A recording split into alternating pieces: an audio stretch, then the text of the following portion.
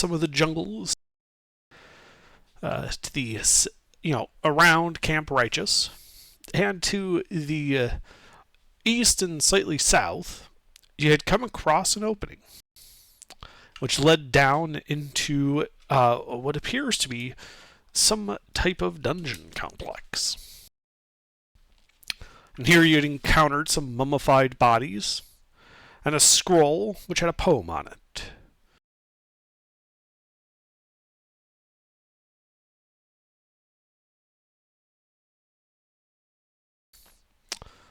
And, a pit trap, and then eventually you fought several non undead mummies.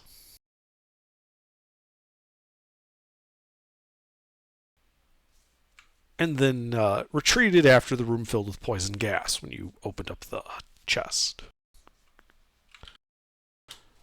So currently, you guys are stacked up on those stairs just to the north of this room. The back of the room carved with it in like the giant sculptural form of an octopus. And in niches, there were 5 mummies. Currently, they'd been basically destroyed and left scattered along the ground in there.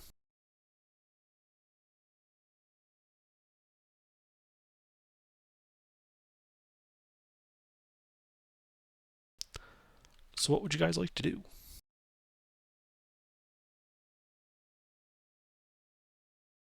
I think we need to keep going.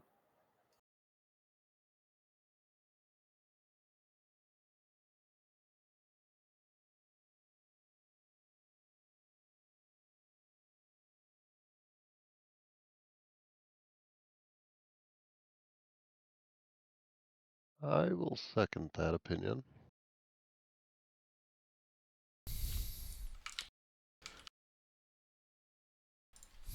By the way, here's the poem from the entrance.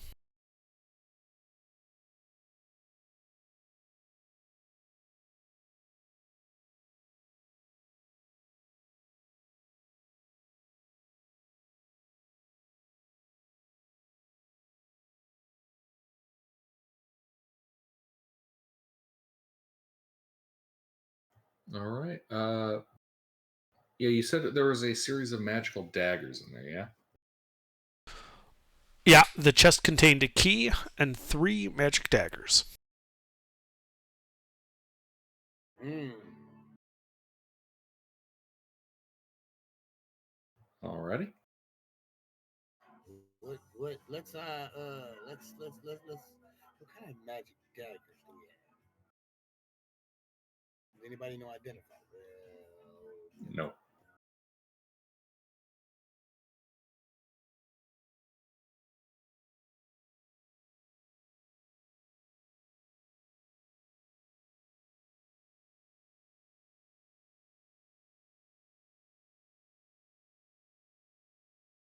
Well, I don't believe I have anything that can.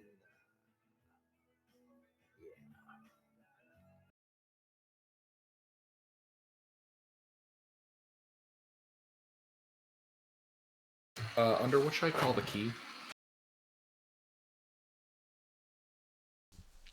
The octopus key. Alright. And I'll be right back. I have a powerful thirst that must be sated.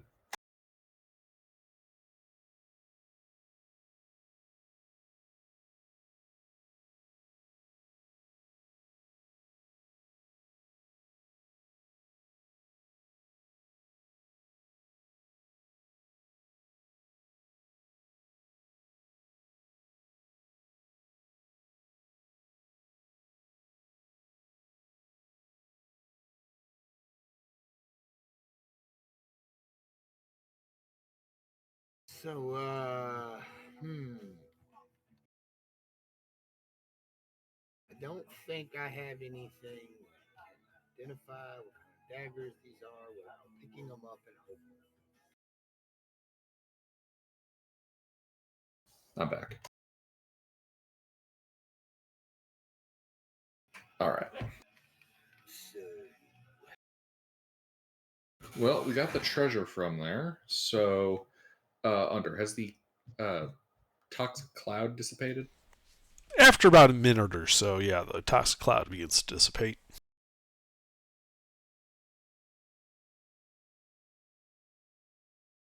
All right, I'd like to head in and investigate actually, I'd like to take a short rest. Short rest, yes. Didn't we just make a level in the last? Yeah, we should be level 5.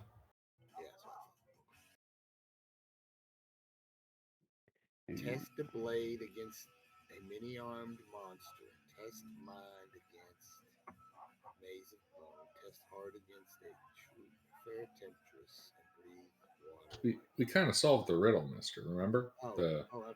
The mummies that attacked us? Yeah. I just got to get a rest so I can get good at my investigations, so I can check the room for stuff. Okay. Well, you guys sit around. The hour passes uneventfully, and you have successfully taken a short rest. I can give you assistance in the, or help in the investigation. I am proficient with investigation.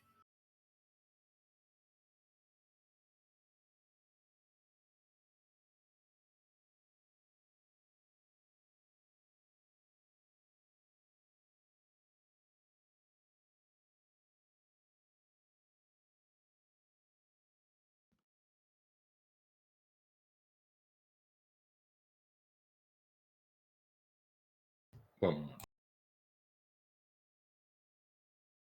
Okay, there. Mister, could you repeat, please? Repeat what? What you had said. I didn't say anything, did I? I was reading the riddle and you said we solved it. I was like, oh, okay, then. Oh, I know. I mean, if you think you have an insight, please, by all means. Well, there's no reason to have an insight if we've already solved it. I mean, we might not have. I just thought we did. I said, we also said that when you do an investigation check, I can give you a help because I am also proficient in investigation. Alrighty. Under, we'll take a short rest. You just did. Check. Oh, yeah, we just did. Okay, it was Under that spoke. Okay, awesome. In that case, I'll investigate the room. Give me an investigation check then as you start poking around.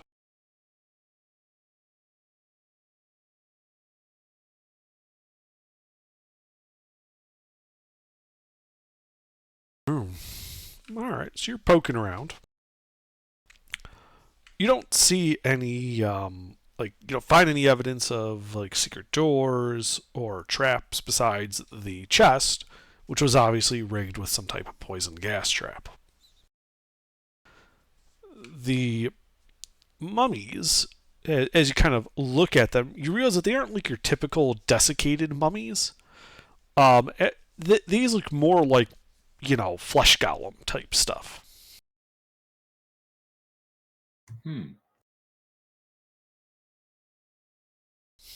But then someone wrapped him up like a mummy.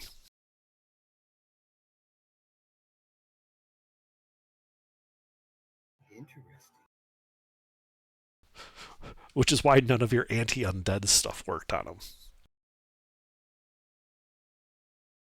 Huh. Makes sense. All right.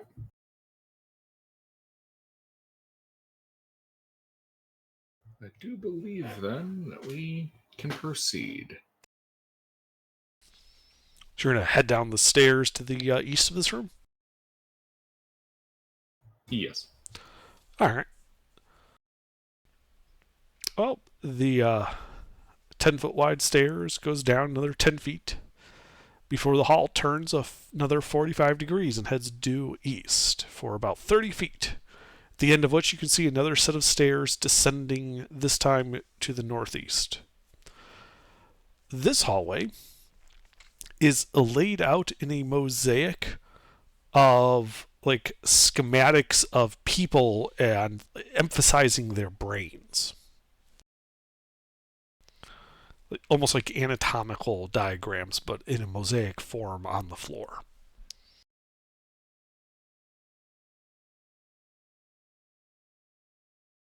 Hmm.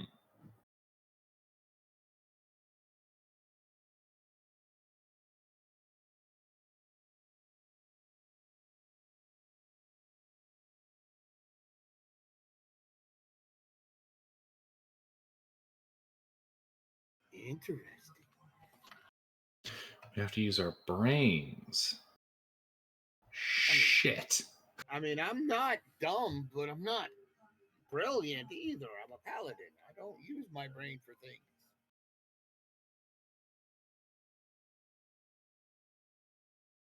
Shit, not our brains. I mean, what, We'd like to apply our brains. Is it Sleuth? Who else is here? Just me and you and Sleuth, right? Sleuth here. Mm-hmm. No. Just us. What is Sleuth's character? Is it... A ranger. Well, shit. Well, shit. That's. Are you a smart ranger? Probably not, because if you have to boost wisdom and dex, you don't usually need it. Okay.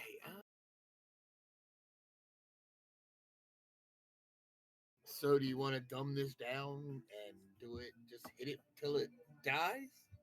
No, that's no.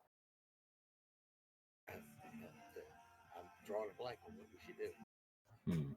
Okay, so this room just emphasizes depictions of people in their minds. This hallway does.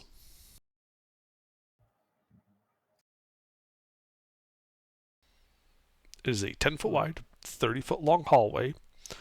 You came into it by descending a set of stairs behind you, and at the far end of it, you can see another set of stairs descending away.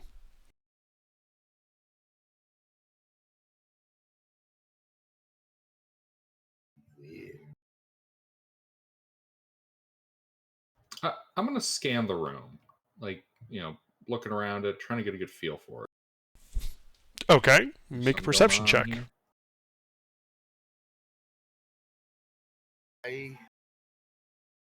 Perception.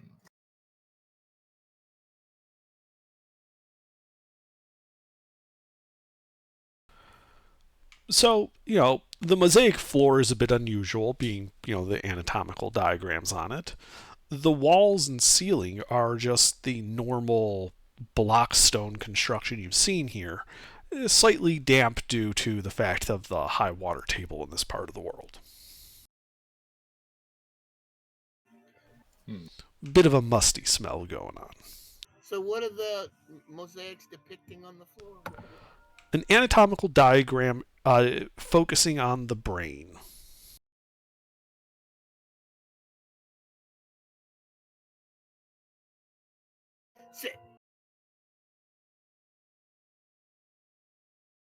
So it's a picture of a brain and scale model with like diagrams and shit, arrows and shit. Yeah, it's like a visual dissection of a brain, piece by piece. Weird. Can we make a note of this? Can we like draw pictures and save this? This is interesting.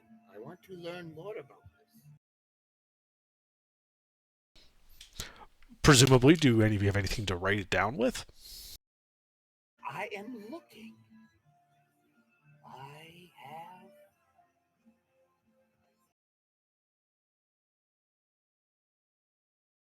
I do not have it written down on my character sheet that I have anything of that nature. What about you, Fighter? Do you have anything of that nature? Do you have any pieces of paper? Do you know how to write, by the way? Oh, I definitely know how to write. I'm fairly certain I'm smarter than you with a 14 intelligence. Oh, well, then good. Then make a picture of it. Then why are you saying we need somebody smart? Hell, 14 is above average. So it was more a joke about me. Yeah, I don't actually have paper. Useless. Yeah, I already carry all the other shit, man. That's true. That's very true. I can't carry 3 reams of printer paper too. Shit's There you go. heavy. And this place rains all the damn time. That's true. What about you, River? Do you have any kind of writing implements? No. Ink's expensive as hell. Well, we're about as useless as a dick in a lesbian club. Let's What? let's You're the move one who on. wants the I drawing. guess. Let's see if we can figure this out. If anything is wrong or out of place, can we do that? Yeah, I can make a medicine check. Okay. Now I wish I was a cleric.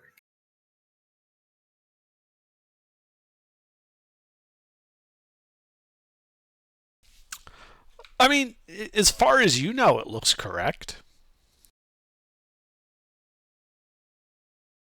I can't see nothing wrong.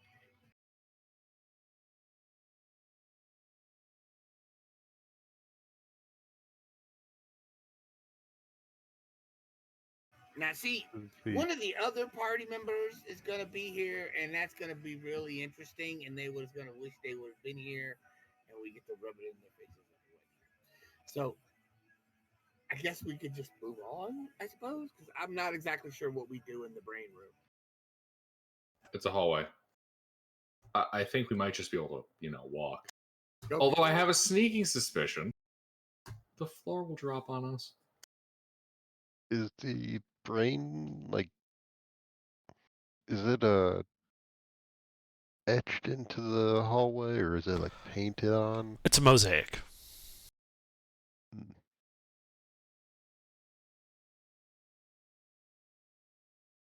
Can I, like, take an arrow and just try and scratch at it and see if it scratches off at all? I mean, yeah, you can walk up to the edge of it and bend down, poke at it with your arrow. As far as you can tell, the mosaic is made out of these, clusters of colored tiles, and the tiles do appear to be colored all the way through. As you scratch one of them.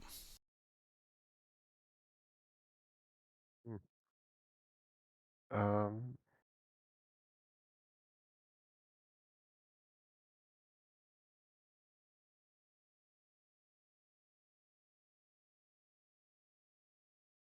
all right.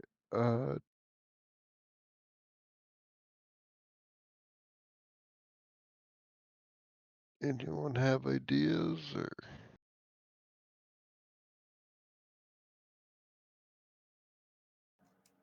Sadly, not really. I think we can just walk through.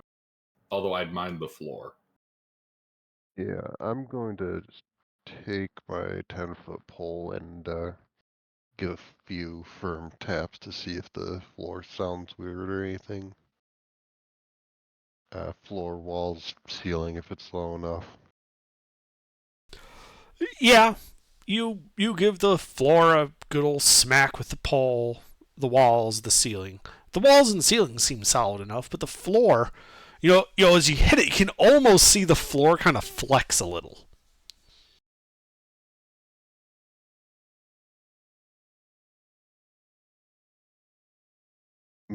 Hmm.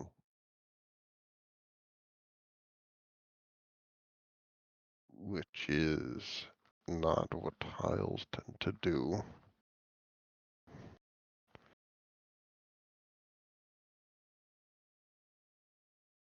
Is the brain pattern on the floor? Yes. Or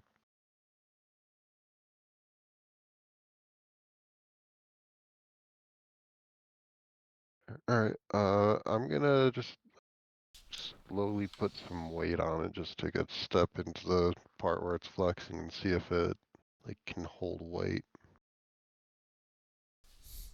All right. Well, as you put your weight on it, it basically immediately gives way, and I need you to make a dexterity saving throw.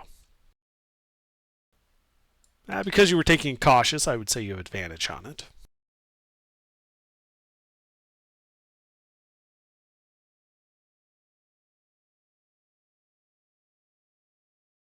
Team. Yeah. Yeah, you managed to take a quick step back before, as your foot kind of just pokes a hole straight through the mosaic floor. And as you can see down in the hole, it looks like it drops about 10 feet onto a bed of spikes.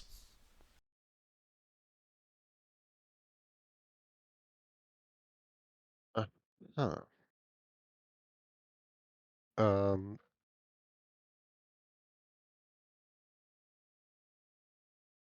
Well, I think the next logical step is to try and cut open a big enough hole to see how far the bed of spikes goes. All right, yeah, so you kind of just push on some of the tiles, breaking more of them free. As you stick your head into the pit, do you have dark vision? I do. Okay. Yeah, you can see it looks like the pit runs the full 30 feet that the mosaic covers. And it's entirely filled with spikes.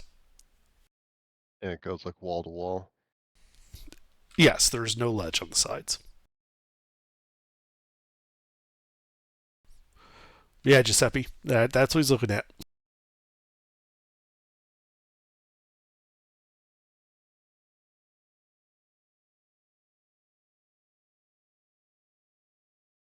Uh,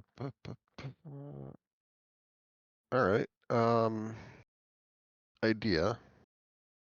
Who's pretty strong? I'm pretty strong. Perfect. I'm gonna tie some rope around my waist and hand the other end to Hebron, and just like spread out, lay on the floor and crawl across like you would spread out weight to not crack ice. And Hebron, keep that tight. If I fall, pull hard and fast, please. Will do.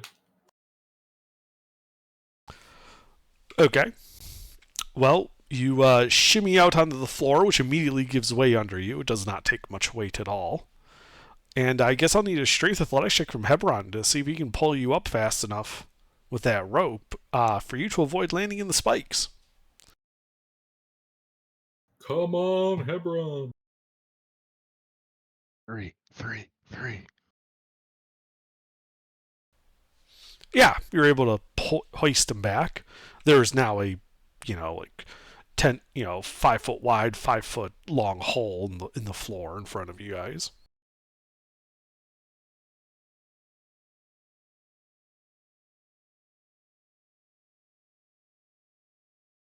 Oh, there goes that idea. I'll be right back again. My apologies. This seems to be interruption central for me right now. One moment.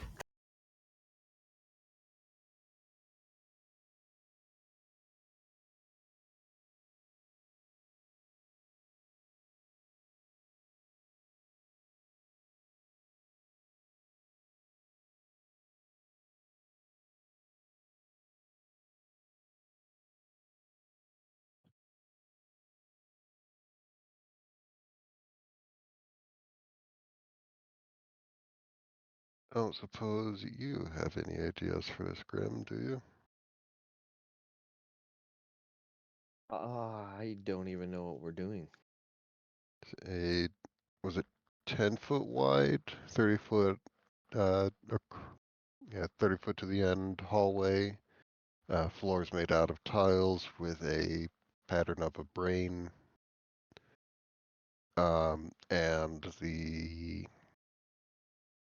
entire 30 feet of the floor is giving out under any like appreciable weight.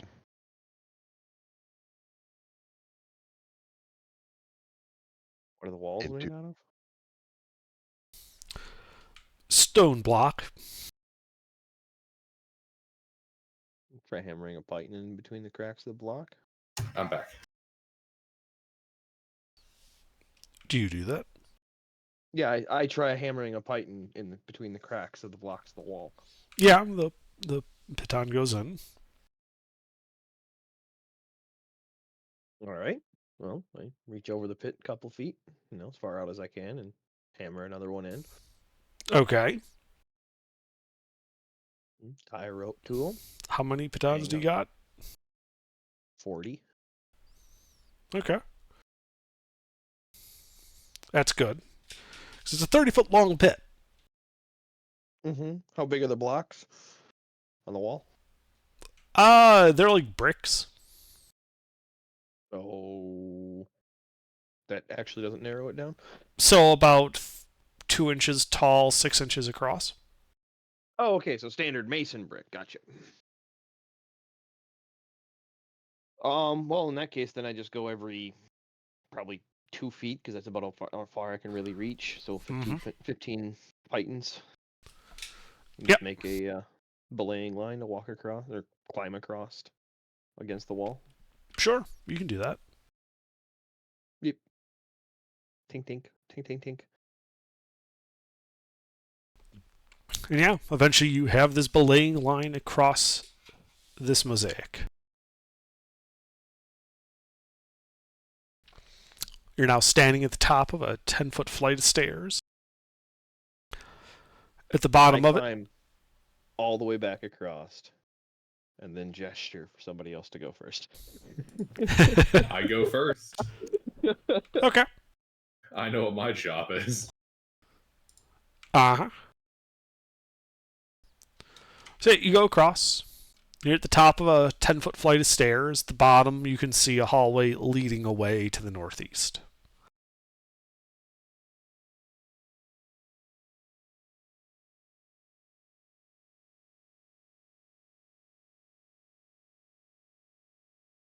Onward!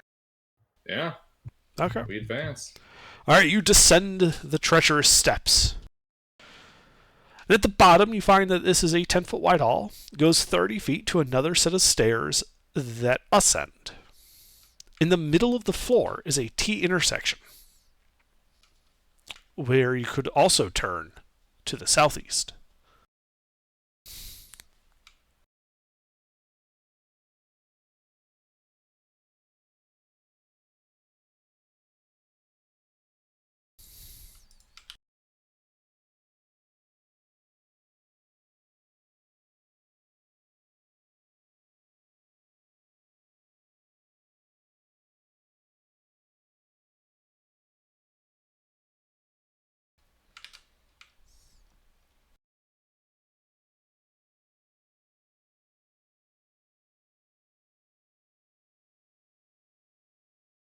I'm gonna check the floor.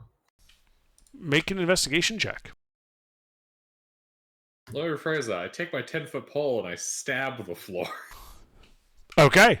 You stab the floor, good and hard. Clack goes the pole. Looks fine. Paul's talking. It's a mimic. Kill it. Okay, I'll keep walking.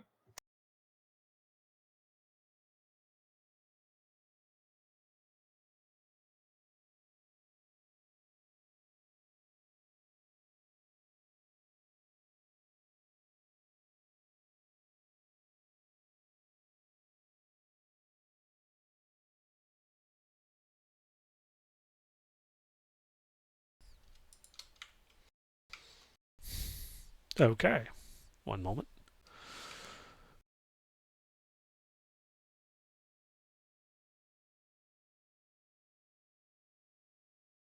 I really like this game, man, but the loading screens take forever. Quiet you.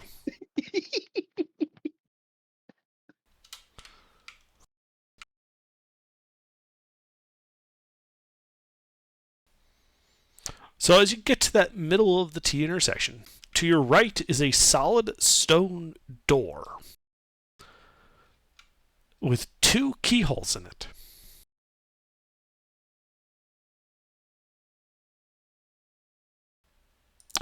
One, the backing plate is kind of styled like an octopus. The other looks like a boat.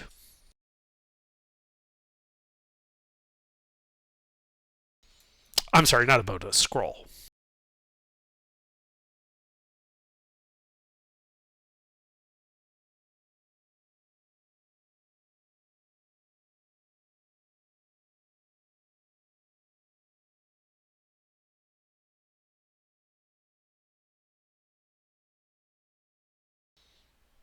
A butt and a scroll. Hmm.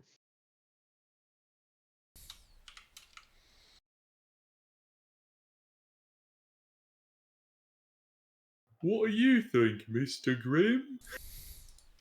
Maybe it's a toilet.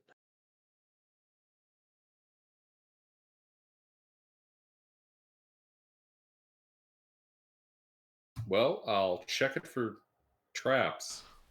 Okay. Go ahead and make an investigation check. Can I get assistance, Giuseppe? Sure. And guidance, Mr. Grimm? I suppose. Okay. It does not appear to be trapped. I push it. It doesn't move. Wait, what'd you say it was? A big stone door with 2 keyholes in it. Ah, I put in the first key. The octopus key. Uh-huh. I turn it. Okay. You hear a clunk. So we have to go find the other key. Yeah. Find the Damn blue key. side quest having side quests. I mean, really? No, Find no, the blue this is key? this is classic. This is classic. The only thing that could be more classic than this is if the door was colored blue and we currently had like a yellow brick. So on the corners of the door, there's like a stacking of like blue colored blocks, and the left hand side is like a stacking of yellow colored blocks. Thank God for the 90s teaching me what I have to do. Down the stairs, gentlemen. Down We the need to stairs. find- Those are both upstairs. Up the stairs, I mean. Oh, see, that's the trick. You have to go up the stairs backwards so that the stairs think you're going down. That's how you get to the next floor.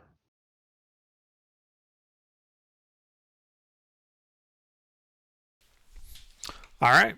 You go up the stairs, revealing another 10-foot wide, 30-foot long hallway. The far end of it, you can see another set of stairs ascending. This floor also has a mosaic on it. That of like a sword.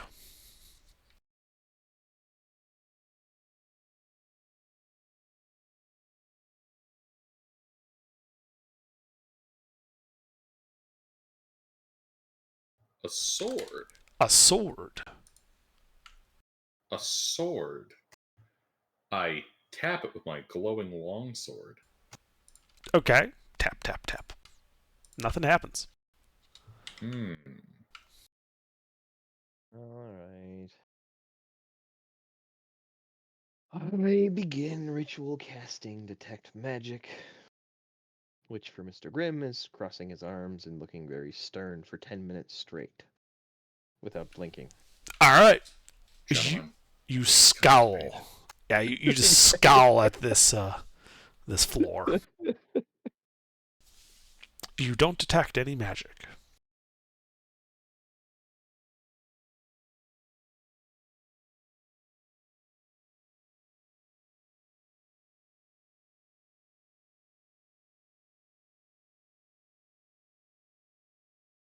Well, I don't think it cares what sword you have.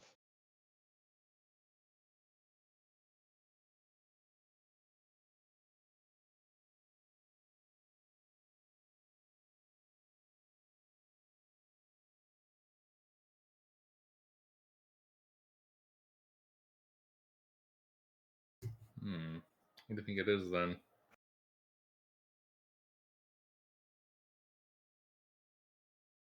A mystery waiting. Wrapped in an enigma. bound by time. Enough of the Twilight Zone shit. What's the name for Enigma? A mystery, Mr. E. Edward Nigma. He's the Riddler. Let's go.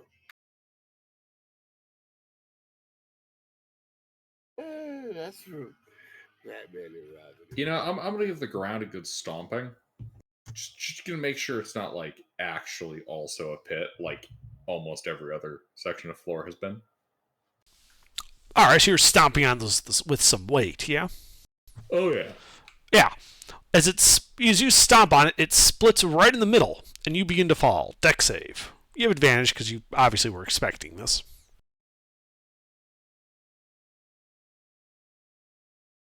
We were all expecting this. It's still gonna be funny. All right, yeah, you manage to pinwheel your arms and not go flying head first down into the pit trap, which you could see extends, again, the full 30 feet, 10 feet wide. The two halves of the floor just kind of falling away with a slap sound. Down in the pit, you can see it goes 10 feet, and then there's water. And after that slap sound of the panels hitting the side, they immediately spring back into place. And you hear a click when they come back together. Do it again.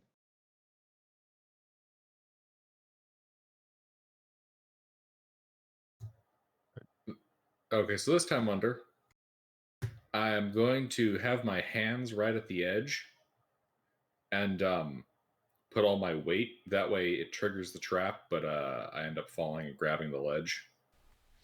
Okay. So you kind of put your hands at the ledge and kind of put all of your weight on these panels, which you just saw open up, and nothing happens. Do it again. I quickly haul ass across the panels. All right, you haul ass across the panels, getting to the far side, where a set of stairs ascends 10 feet to an open archway and a room.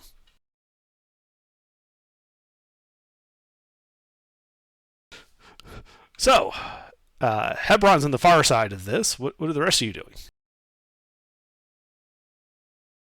Wait patiently.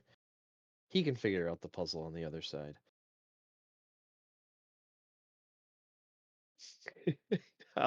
I'll put some weight on it and see if it's just a delay, like if it's like a double click. Okay. Yeah, you put some weight on it, nothing happens. Okay. Well, I'll dash across then. Okay. You dash across to join Hebron. Guess I'll go next. I'll put some weight on it and see what happens. Yeah, you test it, nothing happens. I'm gonna dash across it. You dash across, leaving River as the sole person on the other side of it.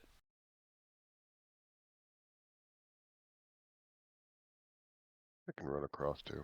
Okay. You also run across. You're now all at the far side of this. That won't bite us in the ass later. No. Yeah. Set of stairs ascending to an archway.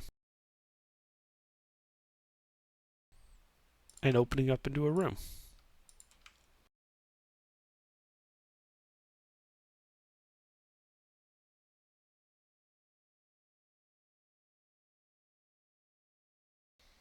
Well.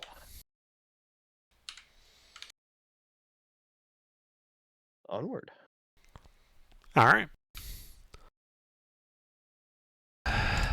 So you walk up into this room, which is a 30 by 50 foot room, carved to resemble that of a giant coral. There are 5 niches with 5 mummies. In the center of the room is a chest. In a line between the chest and the near wall are 5 pedestals, all of them empty. And you can see 10 2-inch high stone figurines laying among the feet of the mummies.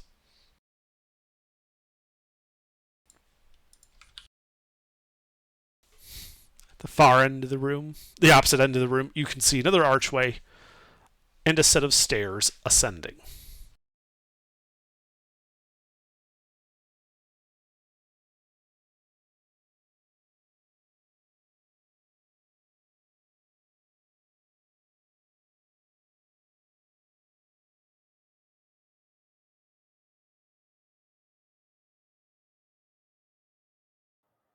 Grim, do you want me to take point from here? Or do you want to keep taking point? You got it. All right, I'll head on up. You guys told me you walked into the room. That's what you see when you walk Yeah. into the room.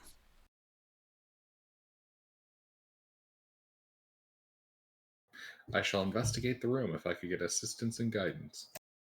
Sure.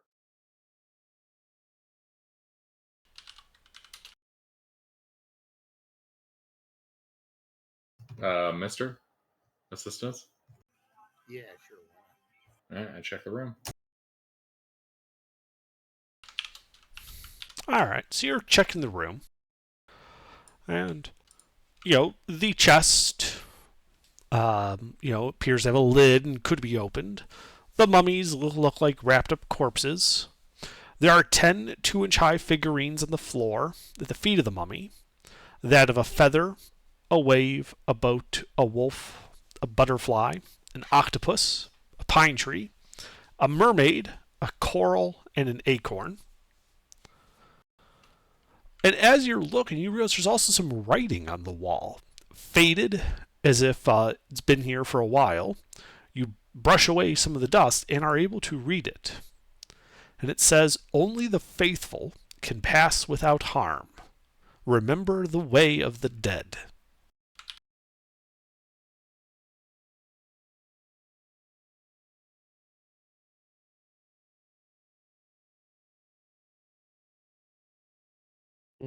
The way of the dead. Well, dead people are usually buried, so that's down.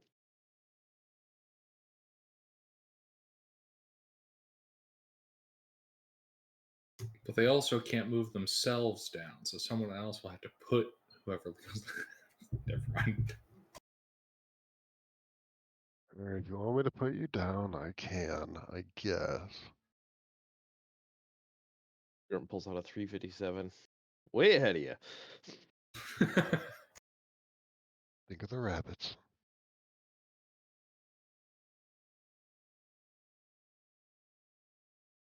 All right.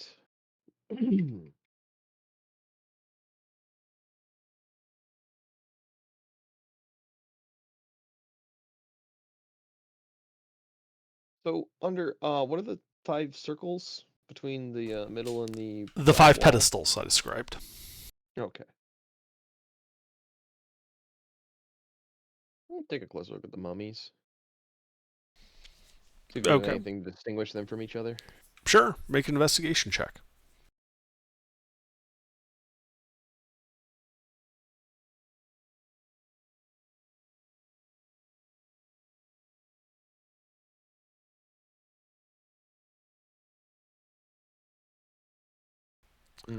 As far as you can tell, they're Mummies just are desiccated mummy-shaped. corpses. Yeah, they're desiccated corpses wrapped in bandages. Really nothing to tell them apart.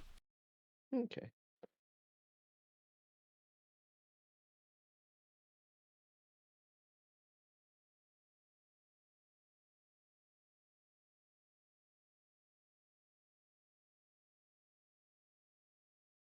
What do you think, Gilbert?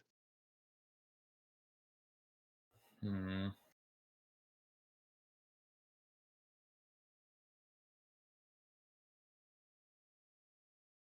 What were the dots in the middle again?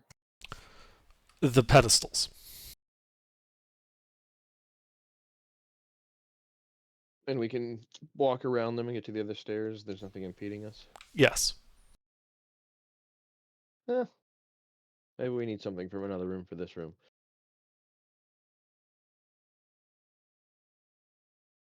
Oh, hold on. Let's see. There are 5 pedestals, and then the big one is A chest. chest. I'll check out the chest. It appears to be a wooden chest banded in brass.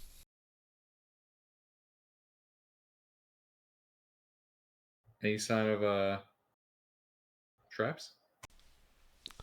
Nope. I open it then. All right. As you grab the chest, it in fact doesn't open as your hand sticks to it. Roll initiative. I don't know if that's right, Under. I'm pretty certain it opens. And it says, nom, nom, nom, nom, nom. Well, on its turn, that's what it's going to do. But right now, we're rolling initiative.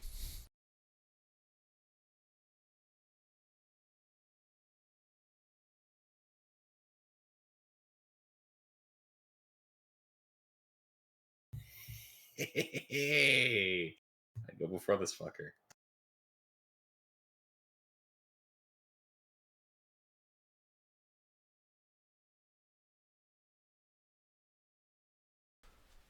Giuseppe, are you going to roll initiative? Yeah.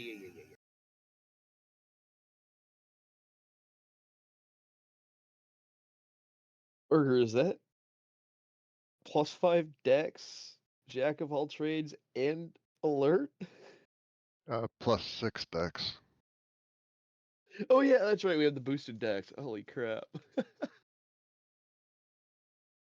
I forgot we all got that.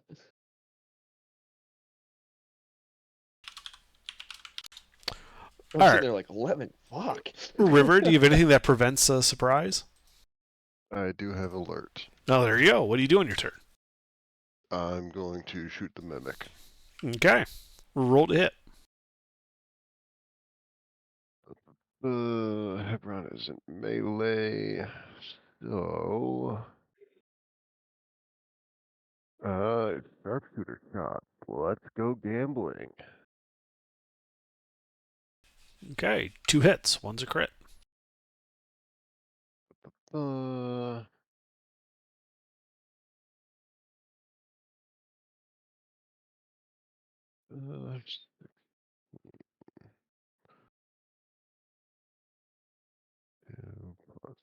uh, can I pick which one I put the Drake's extra acid damage on, or would it just be the first one of the turn? Yeah, it's up to you. I wouldn't know there was a crit coming second, so I just throw it on while I could hit. Is the math right? And then I can also add favored foe, which goes. First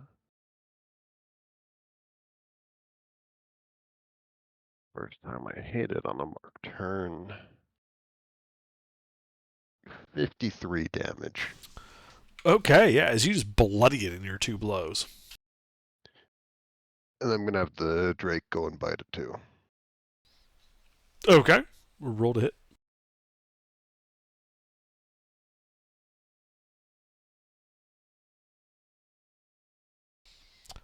Hit.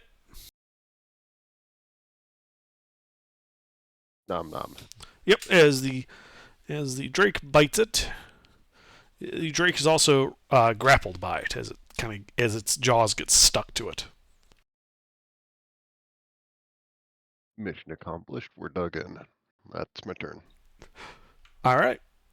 Grim, do you have anything that prevents surprise? Not yet. All right. You're surprised. Giuseppe, do you have anything that prevents surprise? Yes, I do. I have the alert feat. Ah, well, very good then. What do you do on your turn?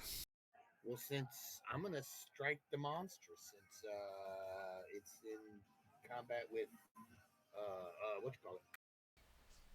Hebron and the Drake. Yes. All right. What are you striking it with?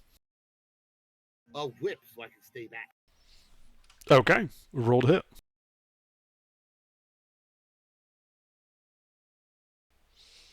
Yeah, you hit it.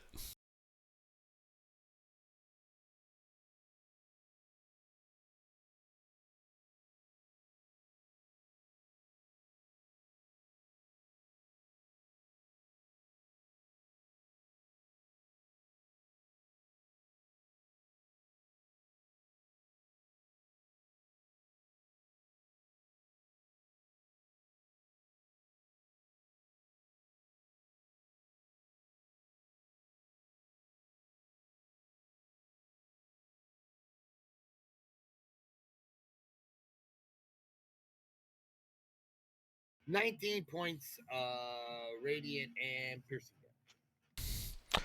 All Or right. slashing damage. Yep. Yeah, as this mimic is not looking good at all, but you got a problem. Your whip is now stuck to it. Ew. Anything else in your turn? No. That's about all I can do. All right. Hebron, do you think that prevents surprise? No. All right. Well, Hebron, surprise of surprises, it is going to try and eat you. I mean, But surely that's it a will mimic fail 10 for. dollars. Yeah, no, it doesn't succeed. Yeah, no, it just utterly fails. River, it is your turn. Oh boy, let's go gambling. One hit. Let's think. Plus D4 plus D6 acid damage. 32. All right, so you just blow it out the ass as it just sort of deflates like a rather gelatinous whoopee cushion. You can hear what sounds like a soft metal tink come from inside of it. Ooh, You guys are out of I like- initiative. I like metal stuff.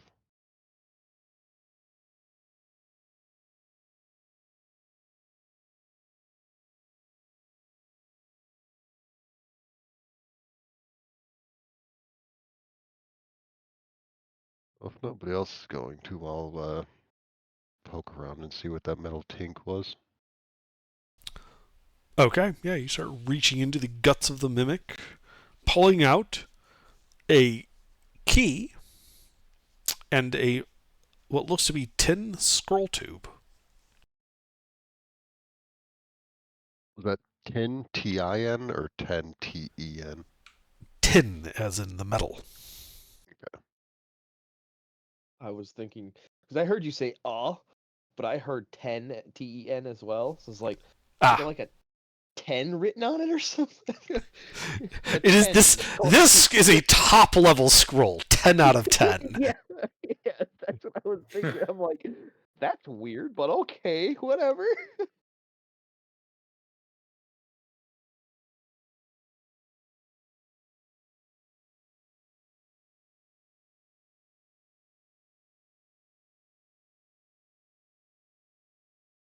All right, well.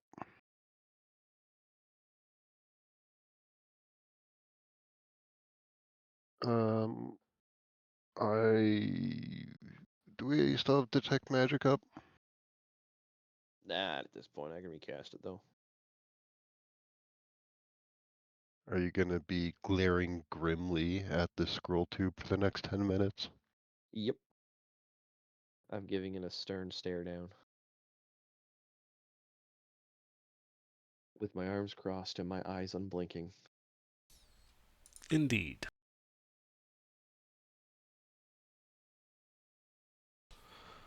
And yep, there is a source of magic from inside the tube of a school of evocation. Something goes kaboom out of that thing. I'll pop it open. Give the party some distance, Send them back down the hallway. I'll open it up real quick.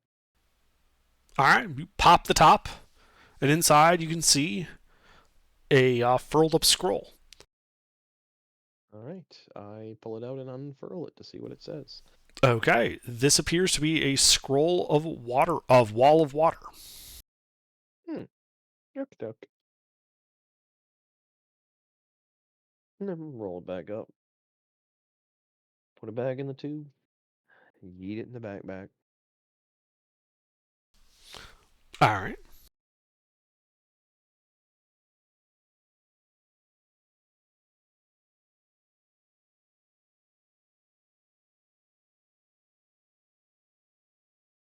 Okay, it didn't blow up. We have the key. Do we want to keep going on and see what's down this way? Uh, I mean, does it look like the right key? Yes. Gilbert? Gilbert. I mean, we're already here. We might as well. Yeah. Your point man. Okay. My apologies. I keep having people stopping by the room. Guys, it's D&D night. Do you have a door? I do. No, I'm Put not a s- locking it. Well, no, I'm just saying put a sign on it saying D&D in session. Please leave a note. Because people do No. respect a sign, even if they're family. They'll be like, "Oh, okay, yeah, D&D, that's right." You need to make it sound like officious. You put up a sign that says, I'm on a conference call. You're not technically lying. All right. Put up a sign. It's a grenade bouquet on the outside of the door. So this thing died. There was a tink, and We then solved that. right. What was it? was a Scroll key tube and and the a key scroll that tube. we need, but there's more hallway to explore, so on we go.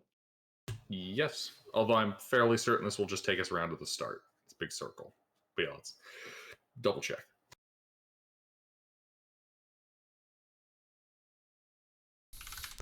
All right, so you guys are going Hello. up the far set of stairs. Mm-hmm. All right, at the top of the stairs leads to another 10-foot wide, 30-foot long hall. This one contains a mosaic of an oar. Hmm. The other side contain a mosaic of an and? No, it did not.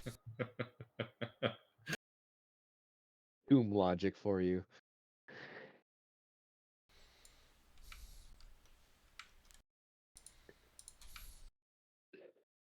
All right.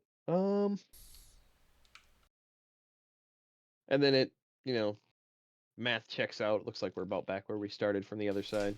You tell me.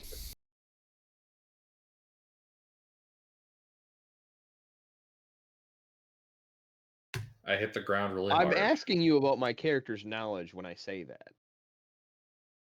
We came down, we went back up, and we made a sort of circle. I mean, I would say that your character would think it stands to reason, yes. Yes. That's what I'm asking. Outside of any weird shenanigans, yes. It's not a dungeon that's built on a sphere. I make no promises. It turns out each stair step was ever so slightly one step less each time, and then the other half of the circle was on a slight incline, so that you get one of those weird optical illusion staircase type shapes, and we're actually underneath our original starting point. And then it would stand to reason that if we went up and checked the other end of the hallway, it would actually just be a dead end with an LOL sign at the end and a rune of a glyph of warding. I think you'd use a symbol at that point. Get some real oomph on there. All right, then yeah, we can just go back down to the key.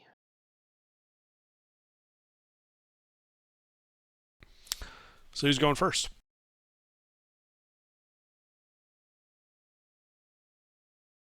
Send the fighter.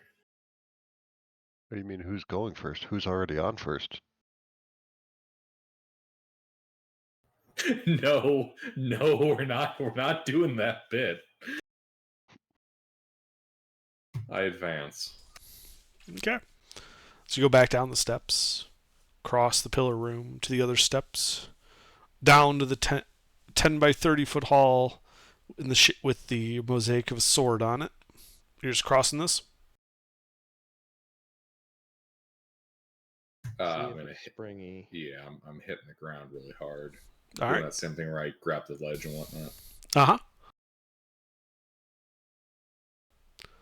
So yeah, you hit it real hard. And it flies open, slapping the walls. You can see the pit to the water. The panels then fly back up and slam shut, and you hear a click.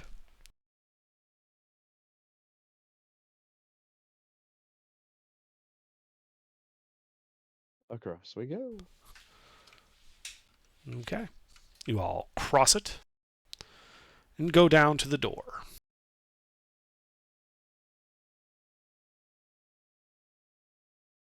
Here's the key, Hebron. I unlock the door. Indeed. You unlock the door.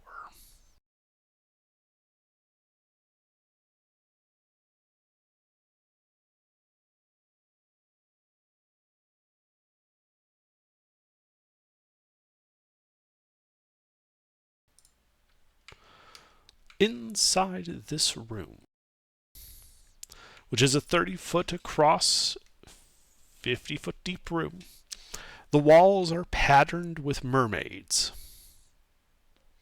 And you can see a large stone sarcophagus set in the middle back of the room, surrounded by 5 niches, each containing more mummies.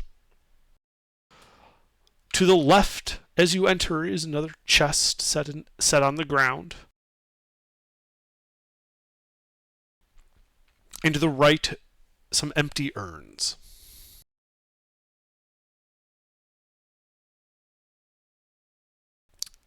The plant matter in them kind of indicating that they used to hold flowers. All I'm saying is this guy had one hell of an entourage. Yeah, seriously. Buried with like, what, 20 people? Yeah, they're flesh golems. Alright. Well, we'll probably give the room once over. Hebron. Make an investigation check.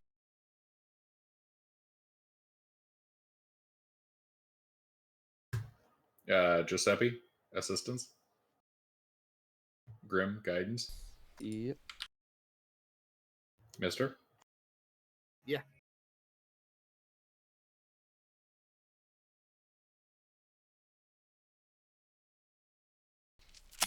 Yeah, you don't really find anything. Doesn't appear to be trapped. Mm-hmm. Grim, this seems like a proper tomb with no obvious traps. I leave the rest of this to you, given that you are, in fact, a cleric.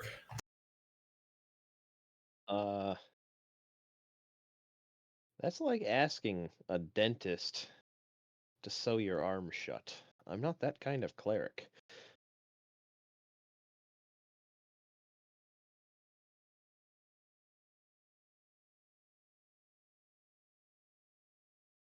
Kind of cleric do you need? Yeah, do you not know how to detect the presence of undead or anything like that?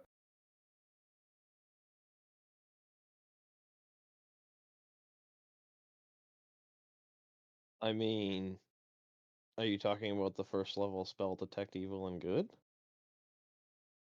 I very well might be, yes.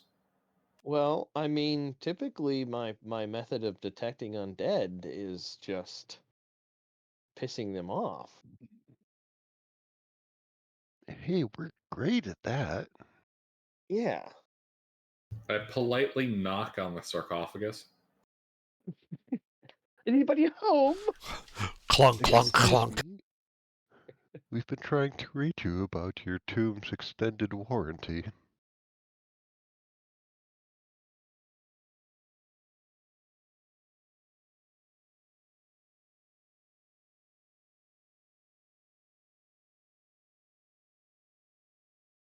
And then Mr. Grimm looks at Hebron questioning, why are you knocking? Pulls out a crowbar. This will probably work better. Never hurts to be polite.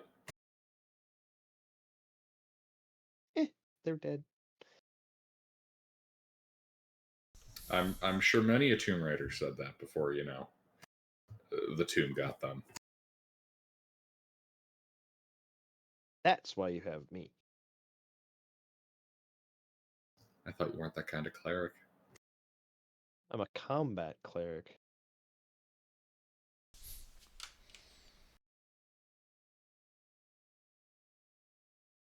I am the shoot first, don't bother with the questions kind of cleric. Ruffles, I'm picturing like the modern military equivalent of that. It's like, yep, I'm a chaplain. I can't really help you with any of your spiritual needs. I mostly just pray that the mortars don't hit us. Ah, the 40k chaplain.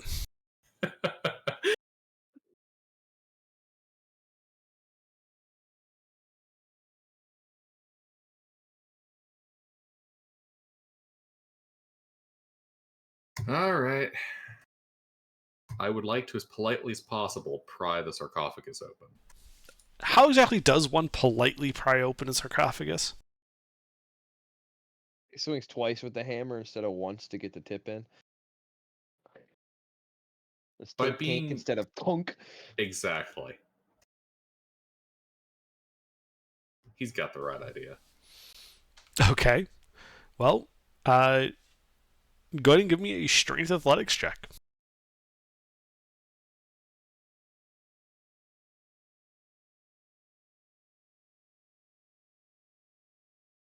At advantage? Yeah.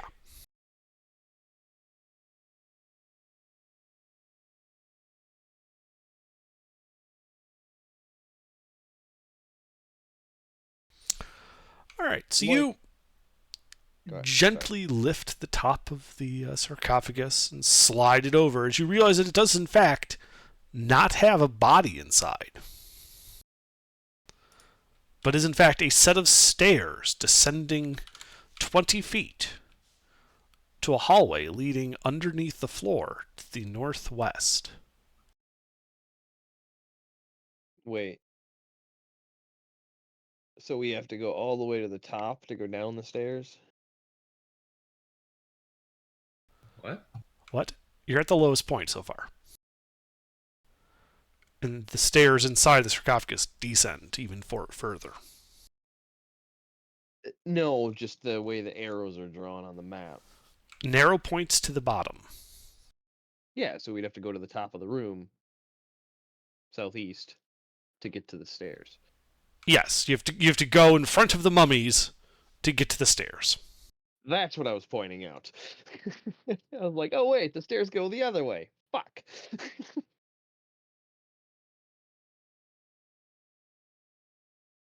Do you think the mummies might take exception? Eh. What's the worst that they're gonna do? Bite us? Under, do these mummies seem like the kind that might take exception? I don't know how good's your ability to read the, faces of mummies. Well, I did have one, as a child, so hopefully pretty well. Yeah, they're basically inscrutable.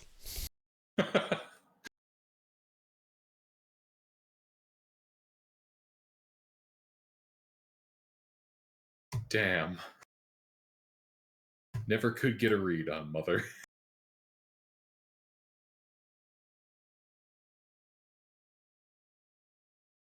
Alright. If it makes you feel better, I'll play XCOM and give some Overwatch. Yeah, I'll head over and go down the stairs. I'll just ready in action to shoot the mummies if they start attacking. Okay. So you head down the stairs.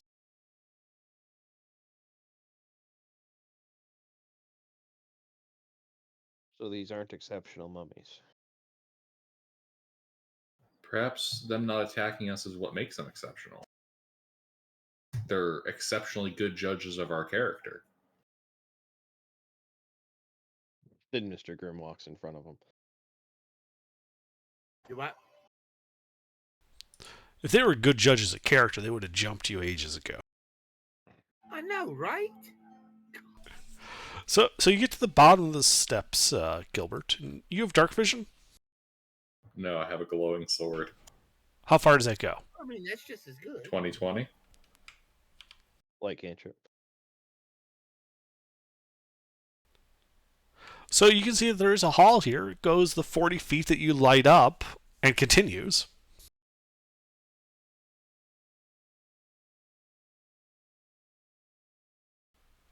but there doesn't appear to be anything down here other than this hallway. The mummies don't attack you when you go down there. Yeah, I started following him.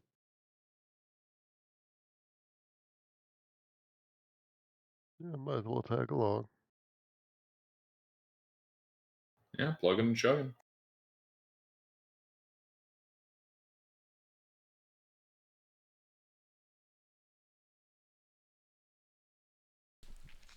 All right. Well, eventually, you realize that this is, in fact, a 60-foot long hallway, which then begins to open up into another room. This room is a square room, some 50 by 50 feet. In the back of it, you can see a large boat.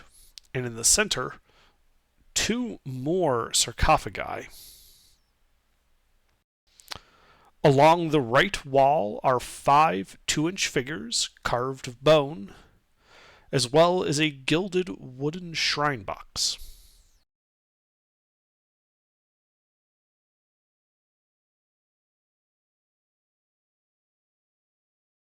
Ah, there's the loot.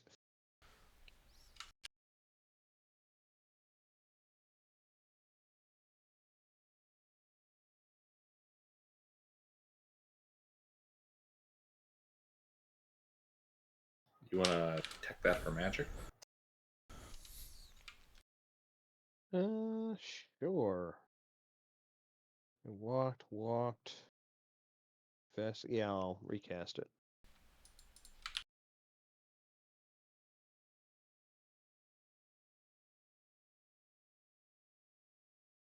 I begin the wololo. Actually, no. I begin the stern staring.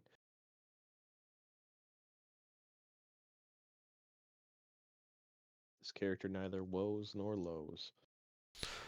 Yeah. Let's see a Wolo.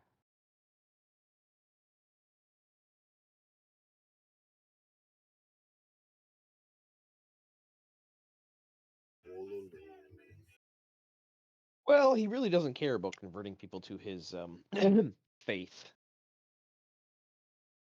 You say faith like it's a dirty word.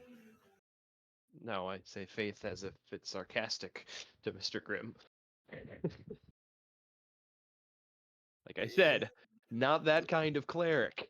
You follow a god, so I don't know. I'm sorry, my stomach's really bothering me. I'll be right back. Okay, Ooh, All that's good? no bueno. but you follow a god as a cleric. Your powers come from your holy belief in your god. Uh-huh. Which, in Under's world, religion is polytheist, put together. It's true. So, it's technically a monotheist religion. I wonder Well, if I cut open your There are brain and individual took out gods, but the like- religion is all one. yeah, in a historical sense, the way this kind of stuff, would tend to go would be you'd have people that would most strongly worship deities who they have a particular like daily affinity for. So a sailor would likely worship, deities that would Neptune, etc. exactly ones related to their jobs or their communities. Like a sailor isn't necessarily going to worship a god of crafts. Mm-hmm. Maybe if he was a shipwright, sure, but not just like a normal sailor. Now, remember, on average, what faction is Mr. Grimm a member of? Knights of Aptalor. And what do the Knights of Aptalor do? CIA shit. While maintaining a public image. Mm-hmm. And that public image is just like Red Cross shit. Mm-hmm. So Mr. Grimm isn't part of the Red Cross crew. Yeah, he's part of the plants. Yes. So when he says religion, yes, he is a cleric of a religious order, but he doesn't do a whole lot of worship. Well, that's the same way with Giuseppe. He's a paladin, but yeah.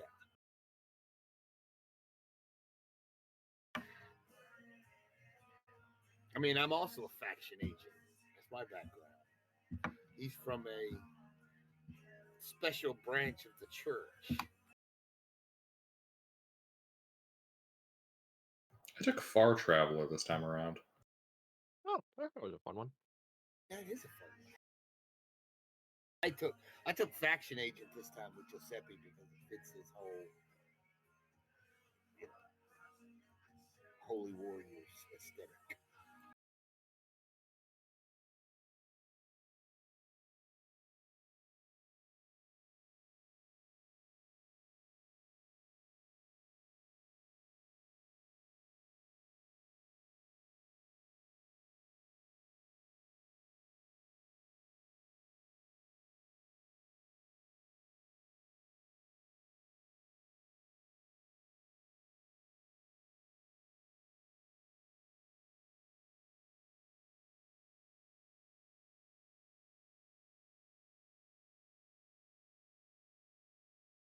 Oh yeah, Gobert.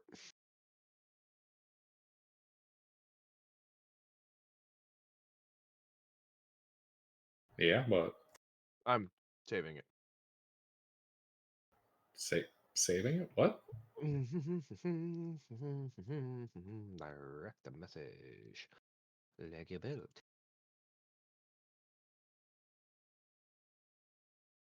I have made a Inkscape render of Lemuria.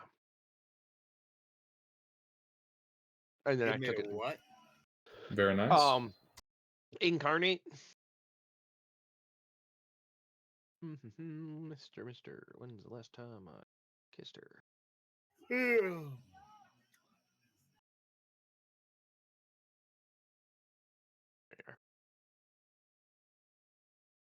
Ugh. No, I made a full Uh, proper map render. up. Yeah, I'll be back in a moment. Since I'm just looking like he might have a prolonger absence, I'm just gonna hit the restroom. I'll be back. Hey, I got one of these maps. You have a very old version of this map. Yeah, you sent me this before. This is the full world. Like those little brown specks on there are the mountains. Ah.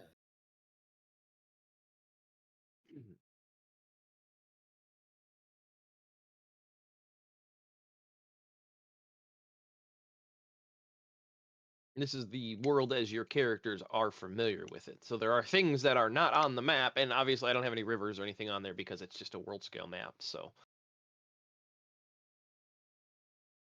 and I also forgot to render the rivers, so I didn't want to go back and have to deal with all that. I can't believe you didn't put me on your map. What the hell? I am sending it to you. I just have to find you because I have so many freaking DMs.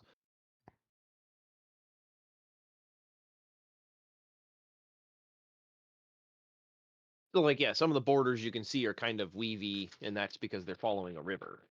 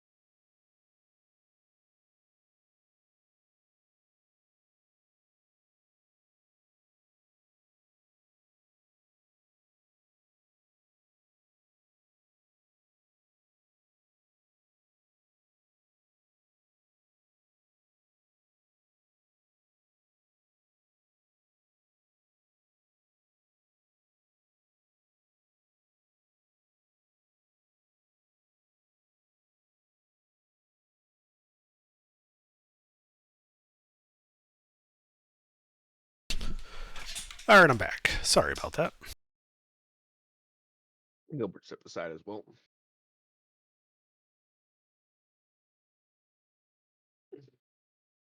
I mean, I'll be on comms and I'm going to have a cigarette, I guess.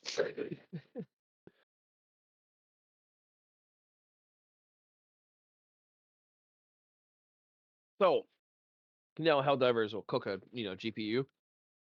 Been playing recently, and since I now have the thermometer inside my case, normally playing something like even Assassin's Creed Origins, which is a relatively newer title.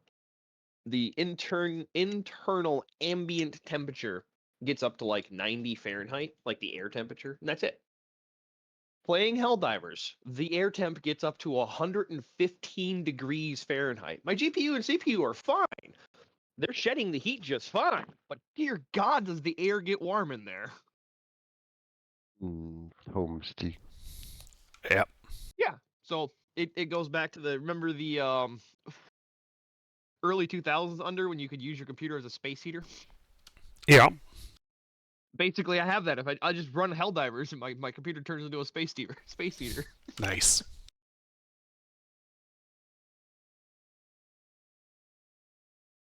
When I was really young, the first time I heard the phrase space heater, I thought it was like NASA engineered.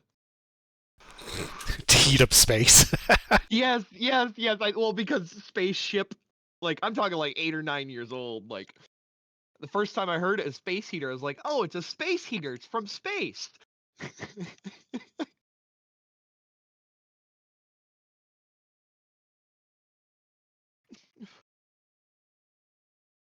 Oh, to be a kid again. Yeah, so anyway, you guys are in this room, 50 feet across, 50 feet wide, a large stone boat set against the back, 2 stone sarcophagi in the center.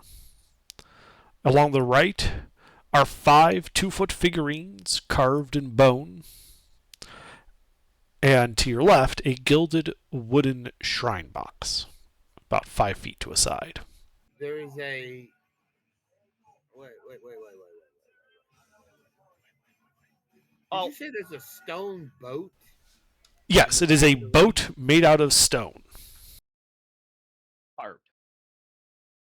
I don't think they intended the boat to be used for actual watercraft. I think it's more of like a statue of a boat. No. Remember the riddle. What riddle? At the back in the back part of the dungeon. Today? Only the faithful can pass without harm. Remember the way of the dead? Yeah, no, not that one. Further back. The one where a week ago I had that crazy idea about a boat being involved. Yes. And here's a boat. He passed through the depths in a boat of stone, is what it says. Underposted at the beginning of the night. Yeah. And now there's a stone boat in this room. Are Yes. you sure we solved this riddle? I never said.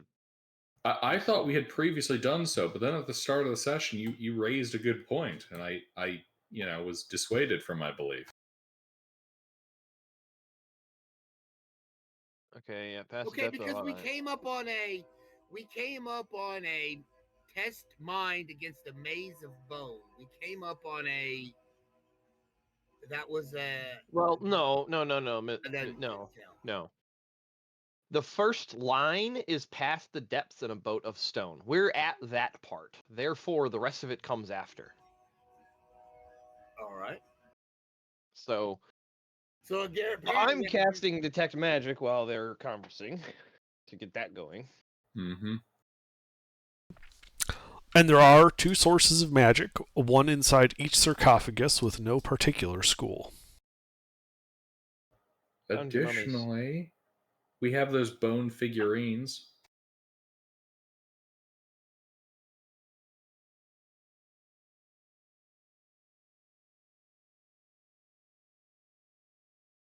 Test blade against mini arm monsters, so we gotta do something with the boat, fight an octopus, test mind against a maze of bone, probably the way back out, and then test hard against a fair temperatures, probably a final trial, and then breathe water like new life.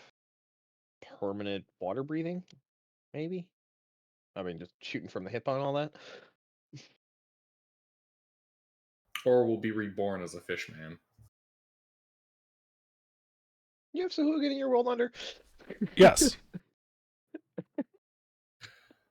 What are these bone statuettes depicting? They are 2-foot-high figures depicting from near to far a sailor, a warrior, a scholar, a servant, and a king.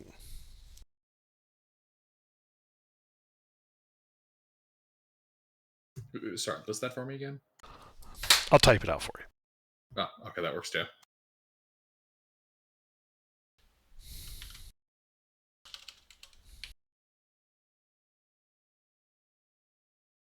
A lot of puzzles in this dungeon.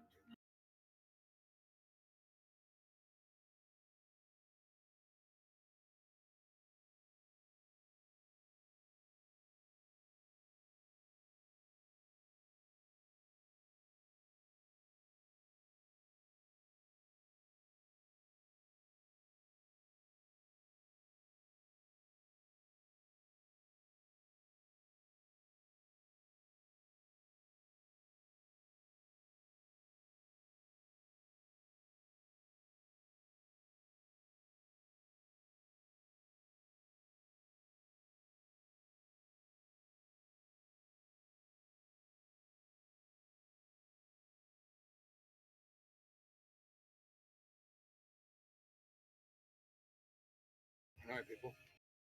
So, sailor, warrior, scholar, servant, and king. Are there any markings on the sarcophagi?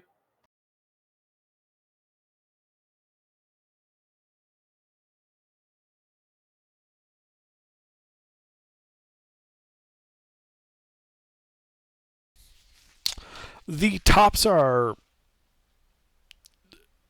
Yes, there is some engraving, like artwork depicting a king and a queen on the top of the sarcophagi.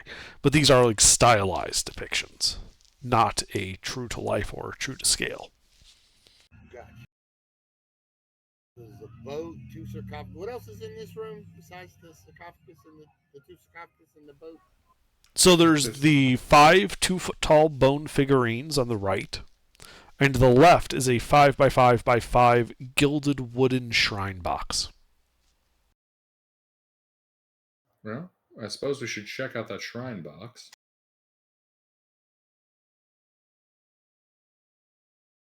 So where are these names written on? The warrior, scholar, where's that? They're not. He was asking what they depicted. That's what they depict. Oh, okay. Well, the sailor is clearly the boat. The scholar is the box. The servant is the statues. And I guess the warrior and the king would be in the sarcophagus. Right? I mean, Loosely. I don't think it's that kind of puzzle. Oh, okay. we should open up the shrine box though. Okay.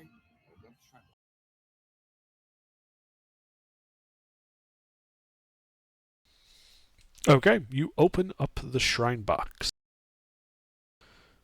Inside, you find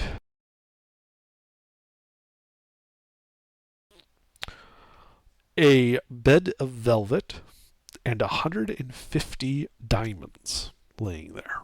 Large diamonds, each one worth about 200 gold.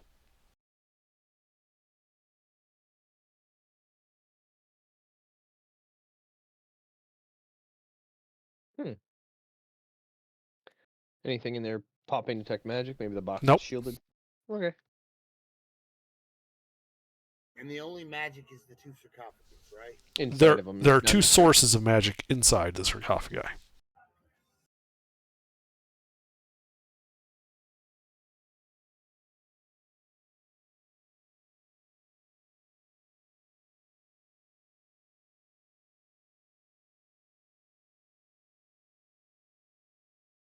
Well, diamonds aren't doing any good here.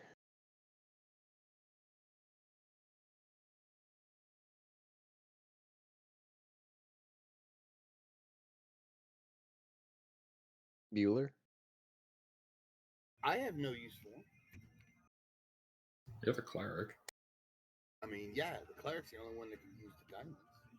Well, the rest of us don't have spells Why are you looking at them like there's some magic component?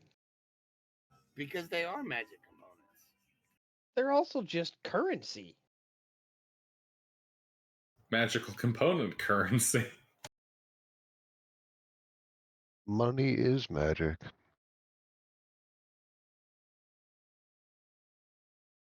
something more to this room we're missing. I'm gonna check out the boat. Yeah. Tell me of the Okay. boat, Hunter. So you go over to the boat and peer over into it, and you can see that the inside is full of bones.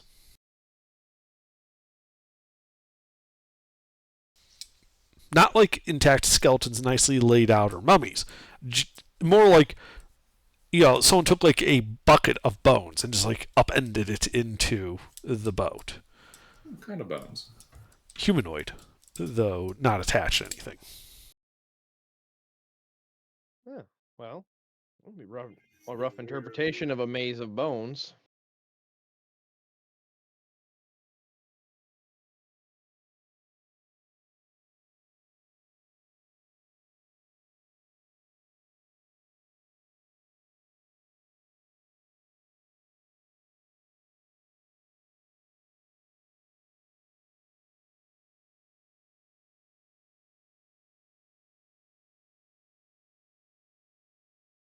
Okay, well, I mean, I'm sorry. What kind of bones?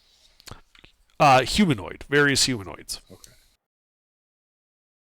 Plenty of arms in there. Yes. Okay, yeah. So we got the boat of stone, many armed monster. Perhaps Fair also the temptress maze could of be- bones. Test hard against the fair temptress. That could be the diamonds in the offering box. So I've got plenty of arms. I got dibs on the M1. Well, we might want to open up these sarcophagi. Nothing becomes readily apparent or is activating, which I think means we need to investigate the whole chamber. So Right. Yeah. We let's haven't figured it out respectfully yet. pop open these sarcophagi. Respectfully, okay, we'll take out our crowbars and cave inside of them till we get them open. So are you going for the one that has a representation of the king or the queen first? Do the queen first. Hey, wait. Hold on. Wait. One of the things that test hard against fair temptress. So if we open the female chest and a chick comes out, like a succubus comes out casting charm spells on us, that's not going to be good. I know I'm seeing a lot of weird shit, but D&D can come up with anything. Mm-hmm. And they did use of tempter. Well, who's the second strongest in the party? I guess that would be Giuseppe, I suppose. River, At the did you moment. dump strength? I did. No. Oh, okay. Well, maybe River then. I have a 13 because I have to because I'm a paladin. What if we open them simultaneously? That's what I was suggesting. Okay, let's do that then. Yeah, we'll open the one on the right, so the coffin lid goes to the right, and the one on the left, so the lid goes. All right. So who's doing the one on the right, I'll do the one on the right. and who's doing it on the left? I'll do the one on the left. All right. River. Strength Wow. athletics checks then. Yeah, I'll help Giuseppe. Well, got 2 crowbars. Actually, I have like 15 crowbars from Hebron's 1 through however Well, many. then that means everybody gets advantage.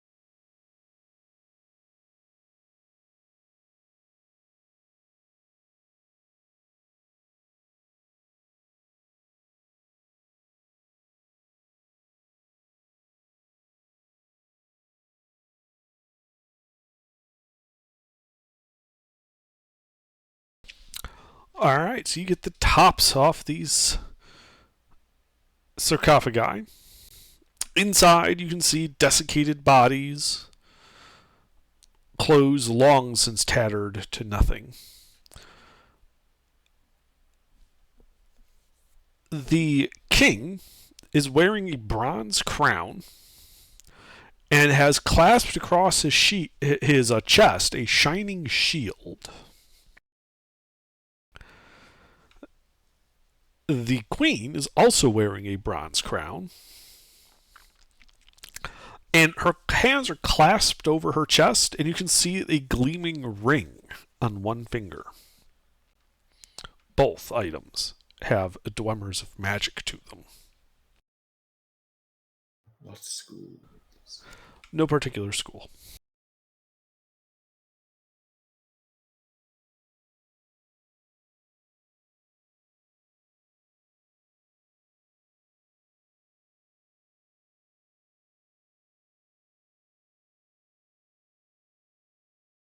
Hmm. Which one you want to grab first, the ring or the shield?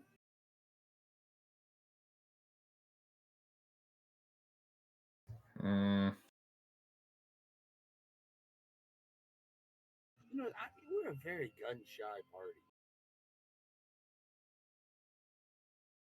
Yeah, when did we become such utter fucking pansy asses? I mean, yeah, we're expecting something to jump out at us.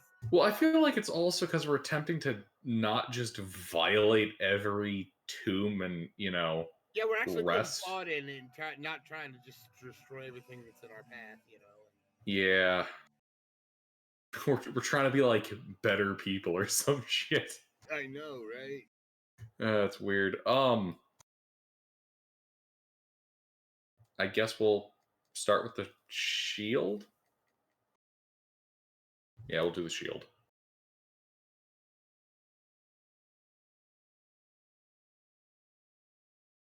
I place a hand on the shield under. Okay, yeah, you place a hand on the shield. Nothing happens. I take the shield. All right, you take the shield. And as you relieve the king of his shield, you hear beneath you a soft click. Oh, damn it.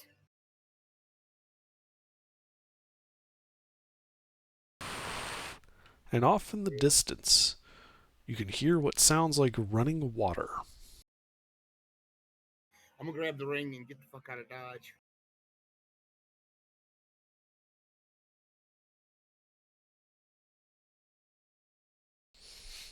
Okay.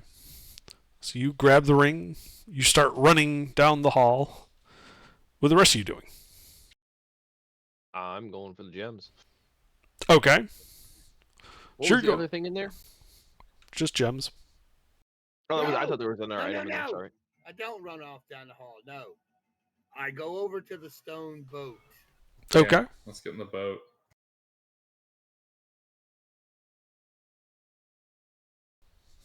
So everyone but Grimm's getting in the boat?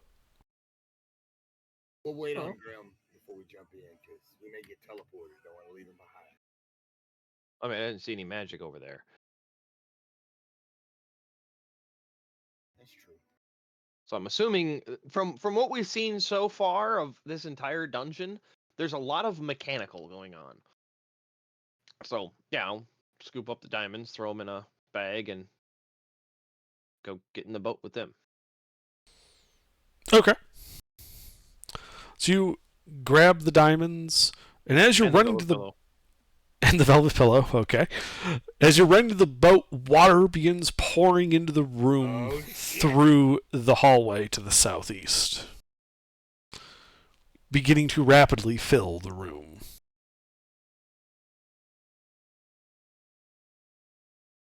I mean, I want to point out that if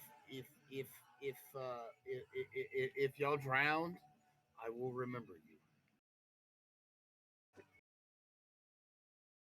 Okay, so we got our boat of stone. Yeah.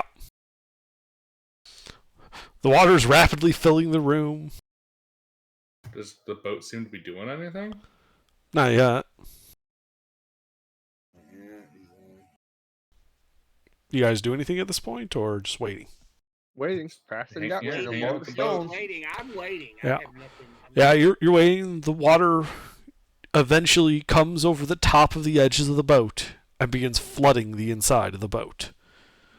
You were in fact correct in your assessment that the boat was in fact not buoyant. The room is now full of water. And I think you guys should roll initiative at this point because time is now of the essence. Oh no.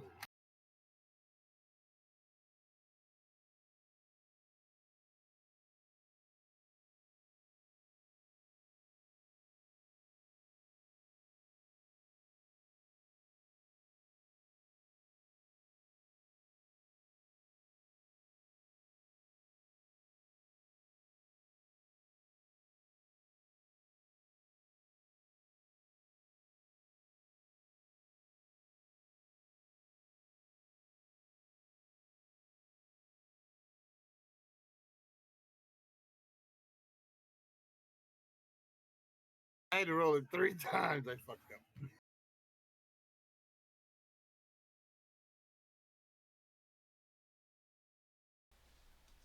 Sleuth, you here?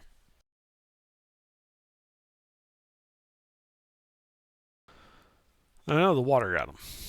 Oh no. All right. Well, Grim. First off, what's your con mod?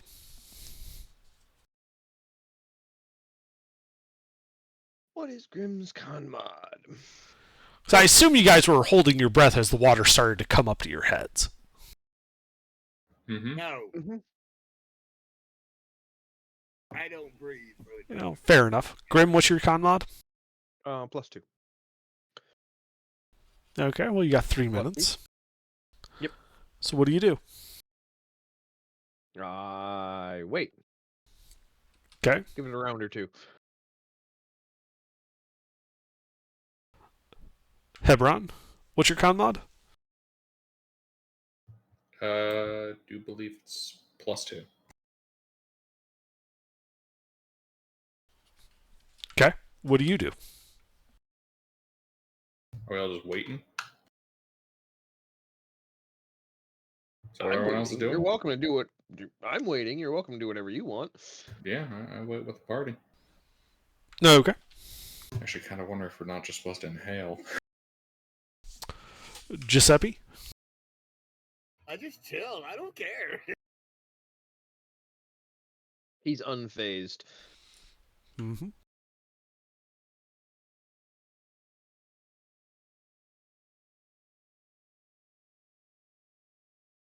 I mean, I'll do some quick thinking to figure out about how long it'll take to swim back around that circle. You know, up the stairs, through the room. I gave around you a the map river. of the dungeon. You know how far it is. Mm-hmm. And what's the because it doesn't come up very often, what's the exact ruling on multiple dashes in a row? I believe you can do it to your con modifier times before you start suffering exhaustion. Oh, it's just flat you get exhaustion? Okay. I'm double checking. Yeah. That's why I asked, because that doesn't come up very often. Do you wonder if the reason that this boat's full of bones is because there's other people who just drowned waiting in the fucking boat?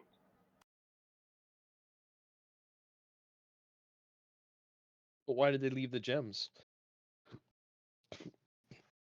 In the boat? No, unless somebody comes and resets the dungeon. That's a good point. Let's see. So you can take a dash action 3 plus your con mod before you have to start making constitution checks, ability checks, or gain levels of exhaustion. Oh, okay.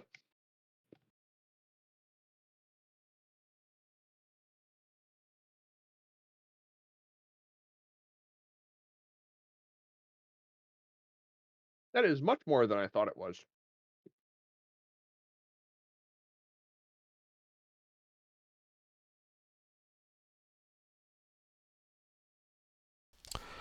All right, so Giuseppe, you're just waiting there. Yeah, I'm gonna see what the rest of the party does. All right, River, are you here? All right, Grim.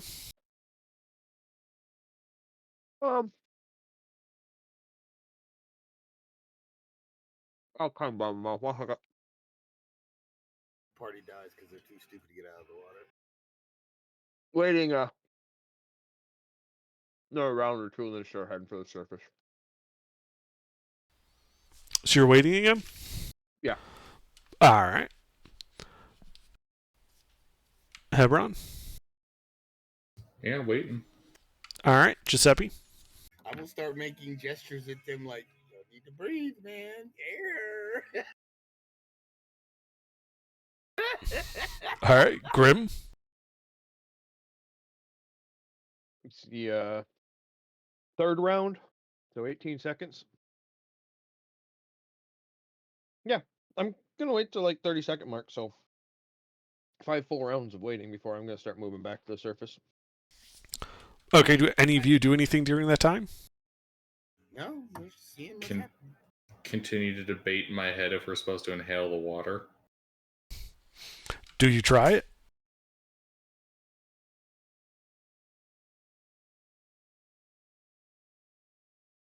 I mean, this ain't the abyss. They don't breathe water.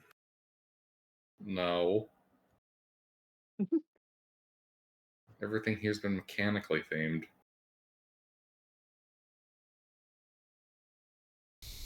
Oh, okay. Well, just kind of speed it up. The 30 seconds. The 5 rounds go by. Grim. No change of state. Nope. Okay. Do you want me to test and inhale? No. I can. Then I'm. You already are technically. I mean, yeah, my lungs are already full. I'm assuming you're mimicking breathing, so. I mean, yeah, it really doesn't matter to me. Yeah, I don't need to breathe. I'm just looking at what I have prepared.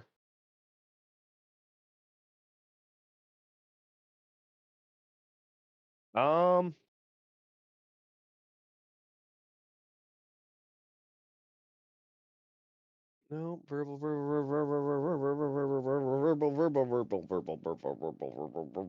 Every single fucking cleric spell has a verbal component. Yep. Fucking chatty motherfuckers. Praise Sigmar! Yeah, yep. No, I just start swimming. Do you have a swim speed? I do not. All right, so you're at half speed. Yep. Are you dashing? Dash. Yep. So that gets you, what, 30 feet? Yep. All right, well, it's a 50-foot room, so you're almost to the hall. Mm-hmm. Anything else? Eberron has the same Giuseppe doesn't need to breathe. I point at Giuseppe, since I can't really talk. And then I point at the statues. See what see if there's anything changes. Yeah, I got that. No. And then I make the rubbing your thumb across all your fingers like money. I'm telling you to grab the statues because we can sell them. Oh. Fuck the puzzle. Giuseppe just kind of tilts his head, nods. That's it for me. All right. Hebron? Keeping pace. Okay. Anything special? No, just keeping pace with them. All right. Giuseppe? Since the room is full of water, I'm gonna look in the sarcophagus and see if there's any change in the two people that are under the water. No change. Except that they're slightly moist. Slightly. Wow. Moist. I'm gonna move over to the little statues over in the other side over there. Yeah, so they're 2-foot tall figurines carved out of bone. What kind of figure? Oh, the figurines of the people? Yeah. I'm gonna pick up the figurine of the sailor, Okay. and I'm gonna put it in the boat. All right. You can do so. Then I'm gonna have, okay. Then that'll be my turn because the rest of them have to get out of the water. Okay, Grim. Well, in the words of the great blue one known as Dory, I just keep swimming. So 2 dash rounds so far. Okay, so you move another 30 feet. Hebron. Yeah, Okay. keep going. Keeping pace. You've got maybe 10, 20, 30. You know, about 40 feet to the bottom of the stairs out of this secret area.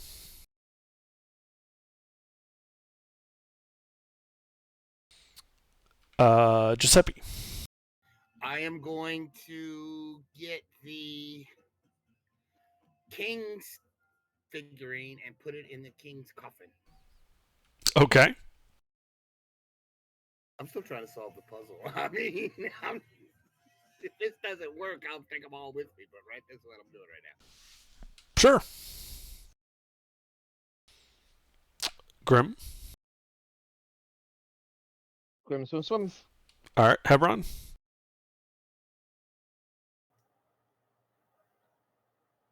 Yeah, just swimming. Okay. Yeah, put you guys 10 feet from the bottom of these 20-foot stairs. Giuseppe. I'm gonna put the scholar statue in the box if it fit in the box. Yeah, it's a big box. It's a 5-foot box. You could put it in there. I'm trying to put them all in their spots. Maybe that'll do something. I don't know. It's something to do.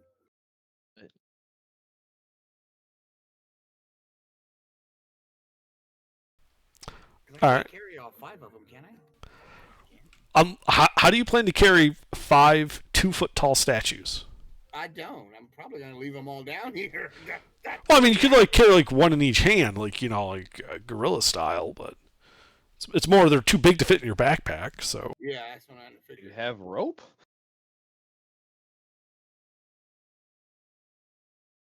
I mean, yeah, but I wouldn't carry that much to tie them up. You don't have 10 No, I feet don't of have rope? any rope. No, I don't. I don't carry any rope. I don't. No. Oh, okay. Well, my first turn when I pointed at the statues, I would have dropped rope on the ground for him to use to just, cattle carry him. Just make rope yokes and carry him over his shoulders. Yeah, I would have obviously been aware that he didn't have rope. I just assumed fair that, enough. like every D&D player that I've ever played with, they keep 50 feet of rope on them. I don't think I've ever built a character that didn't have some either decent amount or small at least amount of rope on them. Giuseppe, that's necessities that he doesn't need.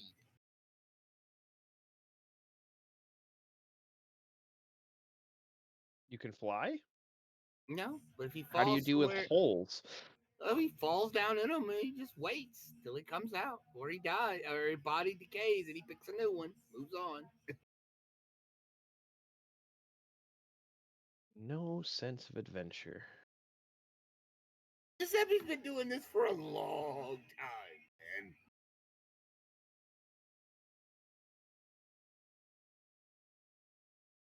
All right, well, now you have rope. all right, but whose turn is it? Grim's. Swim. All right. That'd be 4, right?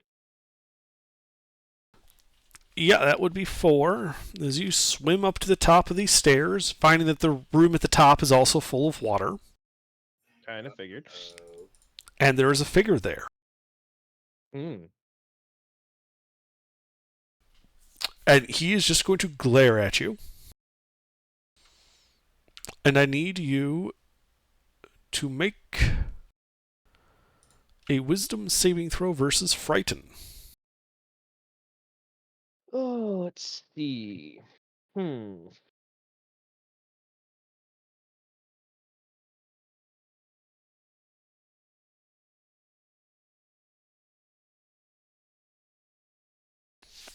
Okay, you are not frightened, as it's just sitting there glaring at you as you come up. Oh, how I wish I had my action. Indeed. Anything else? Because then I'd glare back. No, that's it. All right. Well, actually, let me see if I do have any bonus action. No. Fucking cleric. Well, it's a bonus action. Yep. Hebron, Mm-hmm. your turn. Keep going. All right. You also swim to the top of these stairs, and you see this rather cross-looking figure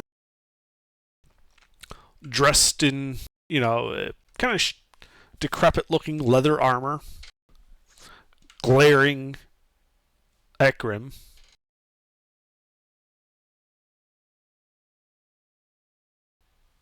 It is in melee with both of you, by the way.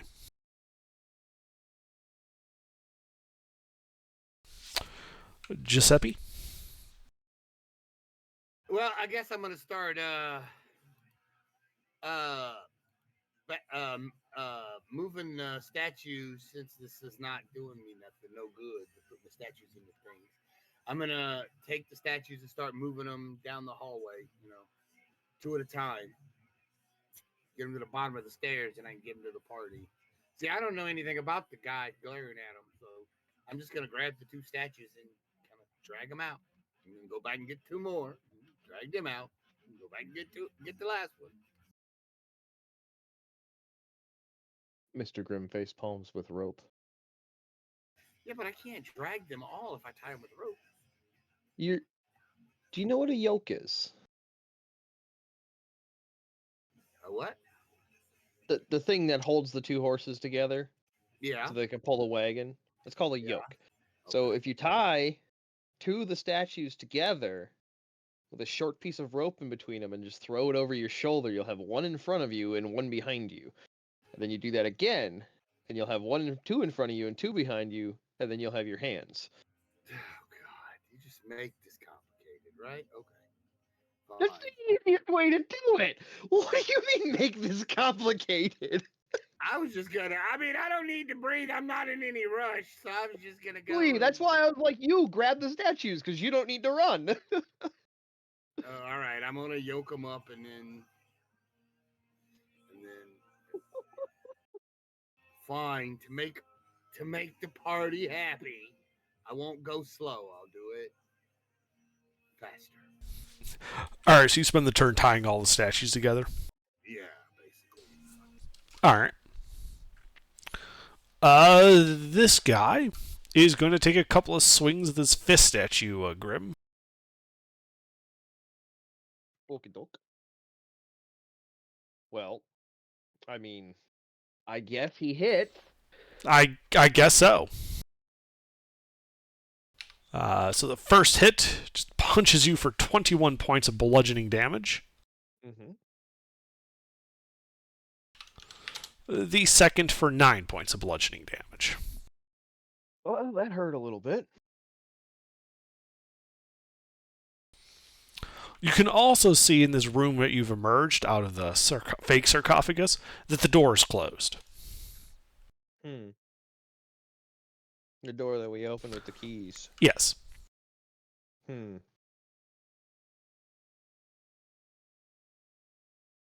Well, hang on, let me look at my documents real quick. Yep, I have another character ready. Okay. Well, Grim, it's your turn. Well, as far as I'm aware, Channel Divinity just happens, right? Yes. Okay, yeah. Turn undead. No apparent effect.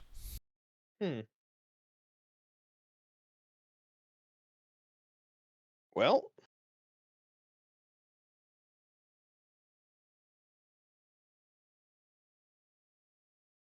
That's all I can do. I guess just start moving away from him. 15 Okay. feet. Just swimming across the top of the opening. Yeah. Since I don't need to walk out and around. So you're trying to get away from him, right? Yep. Yeah, he is going to use his attack of opportunity to attempt to grapple you. Okay. You can defend yourself with athletics or acrobatics.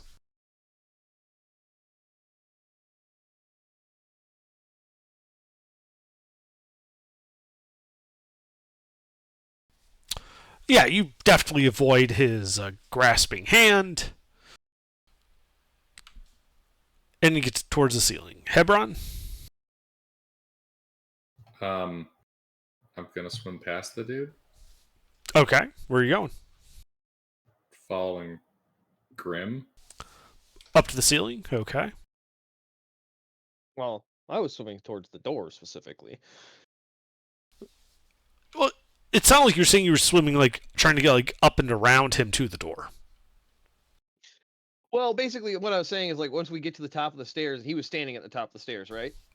Along the side. Okay. But yeah, so basically, because I don't need to walk, I can swim back across the top of the stairs, if that makes sense. Oh, I got what you're saying. Okay, 3D yeah. space, yeah, 3D space. Yeah, sorry, you would actually not have left his zone of control then. Moving 15 feet that direction? Oh, true, I guess you would have just come straight up. You wouldn't have followed the stairs. Yeah. That's Yeah. almost on the door. Yeah, you're like 5 feet from the door. Okay. Yeah, and Hebron can swim right up next to you. Hebron, you didn't have to dash to do that because Grim didn't dash. Is there anything else you're doing?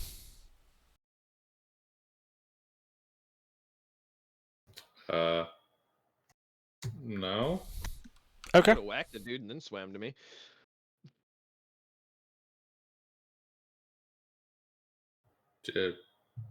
Yeah, Like, you but have that your full enters- action. No, I'm not. I didn't dash. I tried to turn undead, so I only swam 15 feet. Fair enough. I'll use that Ravum short blade I have and stab a bitch. Okay. Roll to hit. Miss. I stab him again. Level 5 fighter. Hey, that one hit him.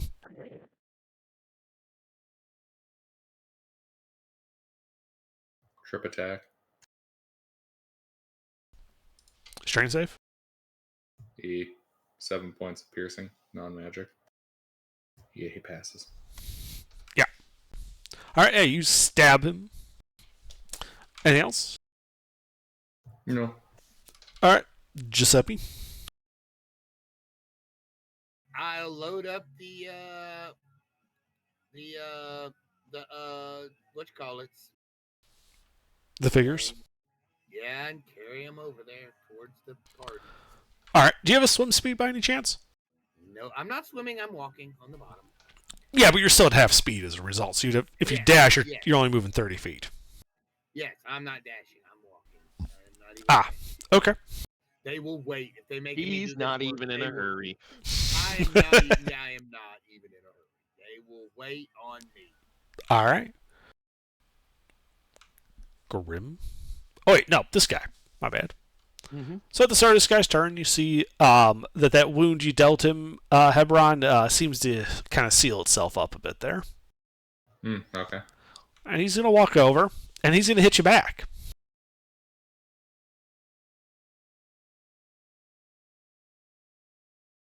Yeah.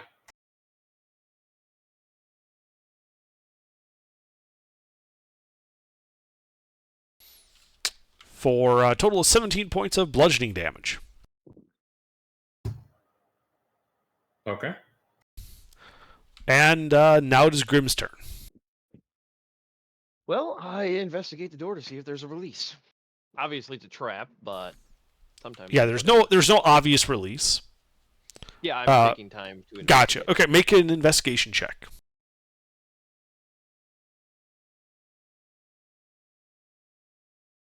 Oh, it's really wet in here. Yeah, it's really wet. The door is shut. This is bad. Mm-hmm. There's no handle on this side of the door. I think I would have gathered that without the investigation check.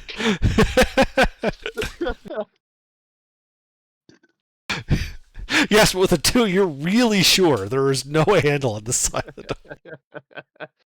Oh, well, we didn't go out in a blaze of glory, that's for sure. Sodden mishmash.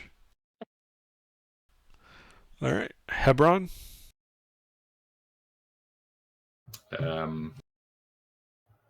I go to the door. Okay, yeah, you're there. I look for a way to open it. Investigation check.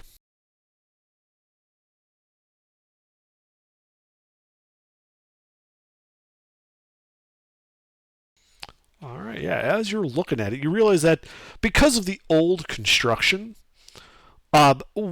previously, when as built, this door probably would have closed and locked fast, and it would have been really hard to open it. However, now, with the kind of decrepit construction, there are gaps around the door frame, large enough where you could probably slip a blade of some kind and pop the latch. Just slip the latch.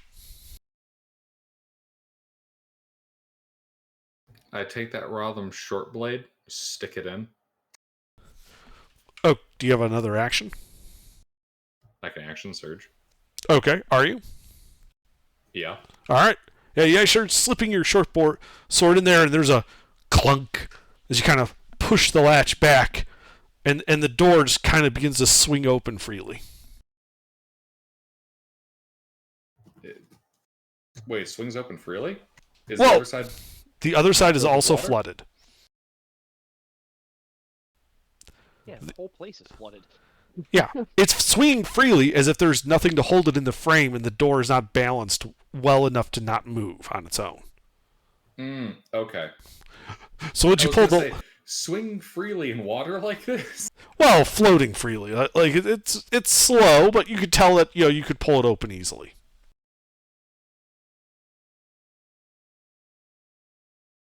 Yeah. The door. I'm moving. All right, you open the door. Yeah. The hall is as you remember it in front of you, left and right.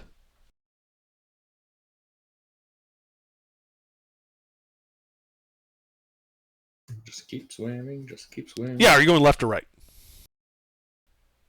It's a T. Left. Okay, you swim out. The guy is going to take a attack of opportunity to try and grab you. You can defend yourself with athletics or acrobatics. Good thing this guy sucks at grabbing. Yeah, he does. All right. Yeah, you managed to get out there. Just push off of his chest and start swimming. Yeah, you just push off his chest. He's like flailing with his arm, trying to grab your ankle, missing. You get out into the hall, you turn to the left, and continue moving the remainder of your 15 feet. Anything else? Nope. All right. Giuseppe? I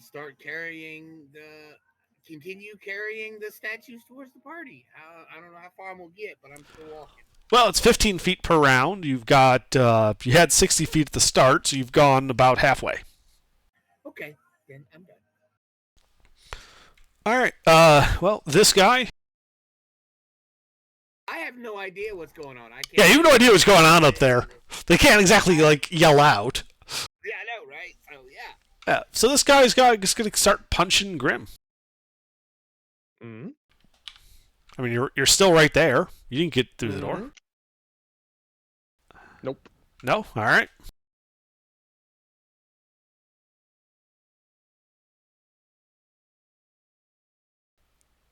And Grim. To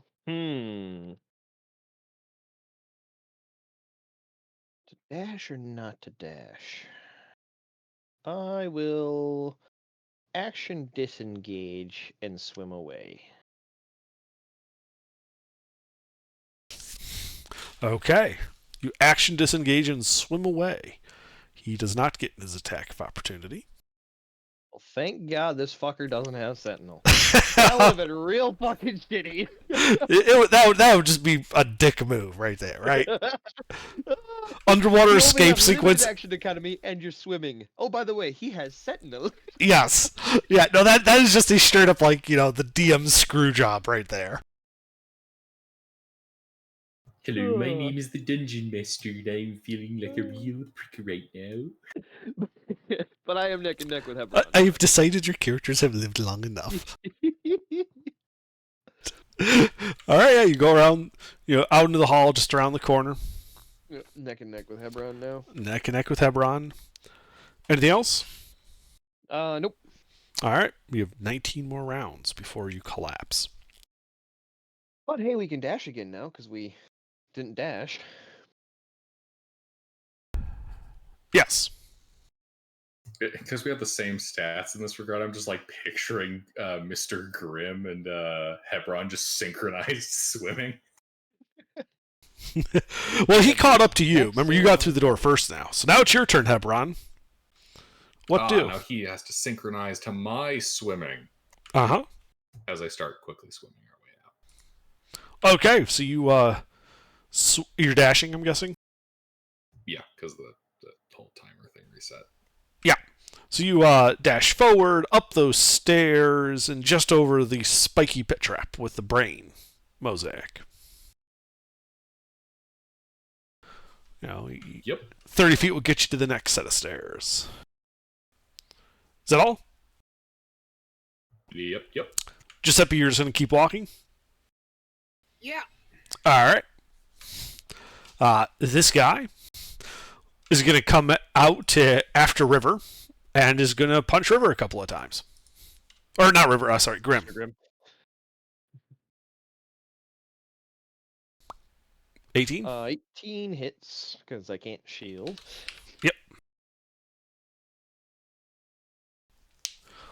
Dealing 10 points of bludgeoning damage to you. Unconscious. Oh no. Mm-hmm. Well, after the crit.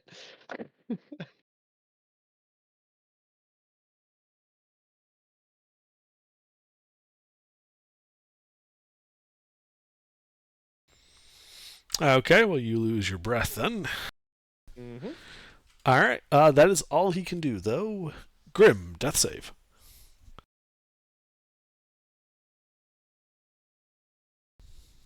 Now would be a good time for a nat 20. Mm-hmm. But that wasn't it. If he lost his breath, I don't think he can.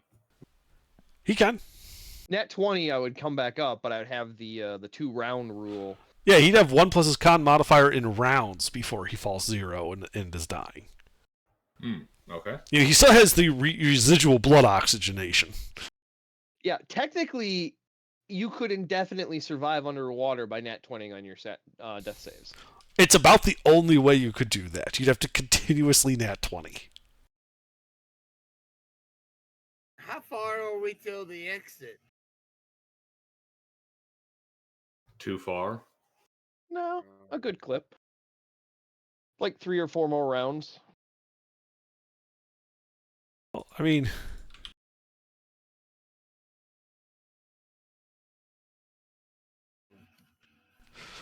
Alright, well, Hebron, what do you do? Grimm did not catch up to you.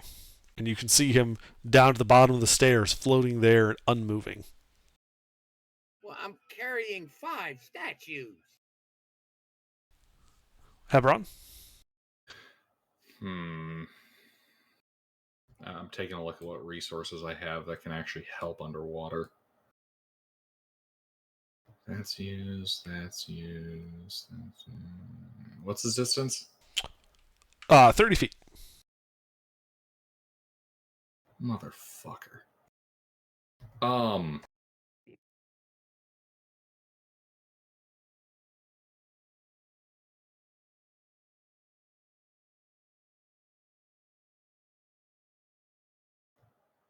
I swim back that way. Are you dashing to get back into melee? No, just regular movement speed. Also, I'm using a magic dagger. One of the random ones. Roll a d3, please.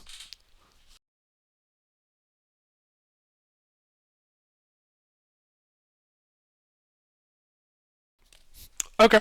Okay, I know what dagger that is. Alrighty. When in doubt, fucking Hail Marys. Okay. Anything else in your turn? Or you just swim the 15 feet closer? That's all I can do. All right. Giuseppe, this turn you actually reach the bottom of those stairs to begin walking out of the crypt. All right, cool. I start walking up the stairs. Cool. Yeah. Yeah, you'll do that your next turn. This guy is, he's got one intruder subdued. He's going to go for the other one, moving into melee with you, Hebron, if that does anything. Then he's going to punch twice. He can miss because he's a fucking bitch. I think he did. Also, he's underwater, yeah? Yeah, so are you. Aren't there some underwater combat rules that apply to his punches? To punches? Not that I'm aware of, but let me double check.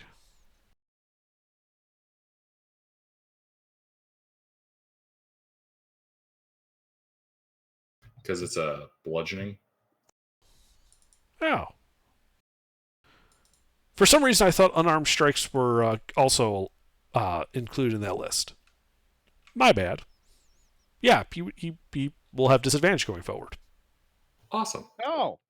It's one of those things where I saw him take his shots at me. I'm like, wait a second. That's bludgeoning. And he definitely wouldn't have gotten that crit, and I'd probably have still been up, but Yeah, This is more Looney Tunes Looney Tunes rules. You didn't point it out, so. this is more interesting. Yeah, no, sorry. I thought unarmed strike was on that list along with the dagger, javelin, short sword, spear. I knife this guy with the knife. Yeah, do it. Hold on. Flip back to him. One hit.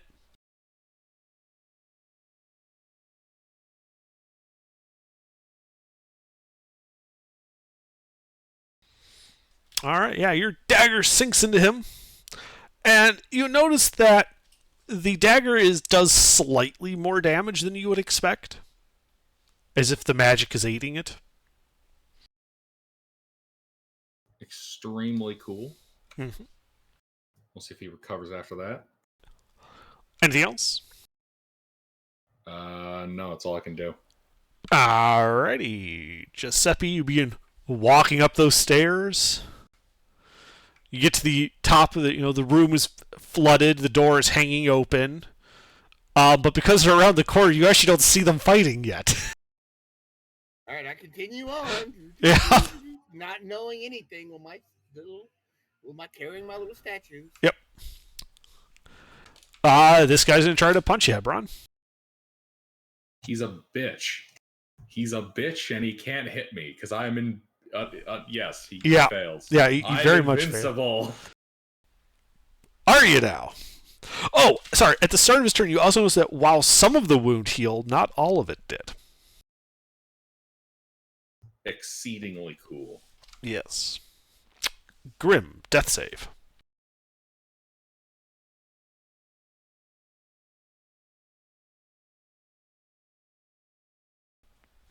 Okay, that's a success. Hebron. I start fucking knifing.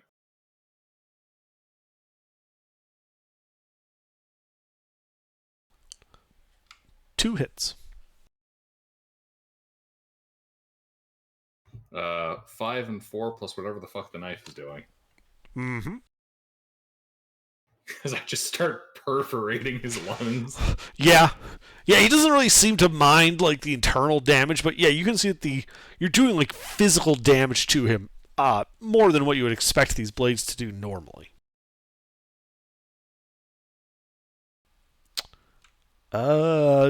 Giuseppe, as you begin walking towards the door, you can catch a glimpse of Grim floating there, unconscious in the water. Well, that's not good. Drop the statues and move over to Grim and lay on hands. See if I can wake him up. Well, here's the thing. He's 30 feet away when that happens. Okay. Well, then I just drop the statues and start moving forward. I can only move 15. You could. Are you taking the dash to get the full 30? Yeah, I can dash. Yeah, I'm gonna dash up to it. All right. Yeah, so you dash out there, getting next to Grim as you realize that there's this guy there, and he seems to be engaging in fisticuffs against Hebron, who is stabbing him repeatedly with a knife. Interesting. Then I'm gonna draw my blade and be done because I can't. I dashed. So. Yep. Yeah. Let's see. This guy's going to heal a little bit. Again, can't heal all the way. And he is going to keep trying to punch you, Hebron. You can fucking Troy. 21. 21. That connects. But the 14 doesn't. Yeah, as he lands a punch for 10 points of bludgeoning damage. And I counter him. Ow. Hit. They're going at it. Plus whatever the knife does. Yeah.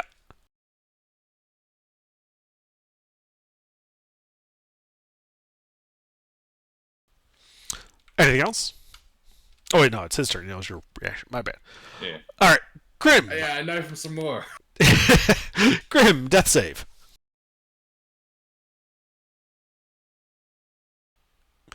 Another success. Hebron. I keep on fucking knifing him. Hebron's gone full Australian on him.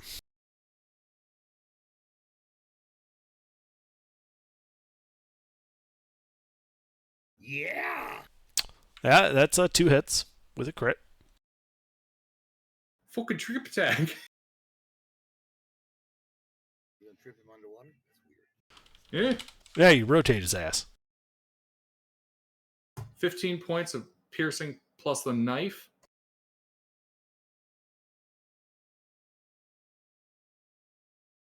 Plus 6 plus the knife.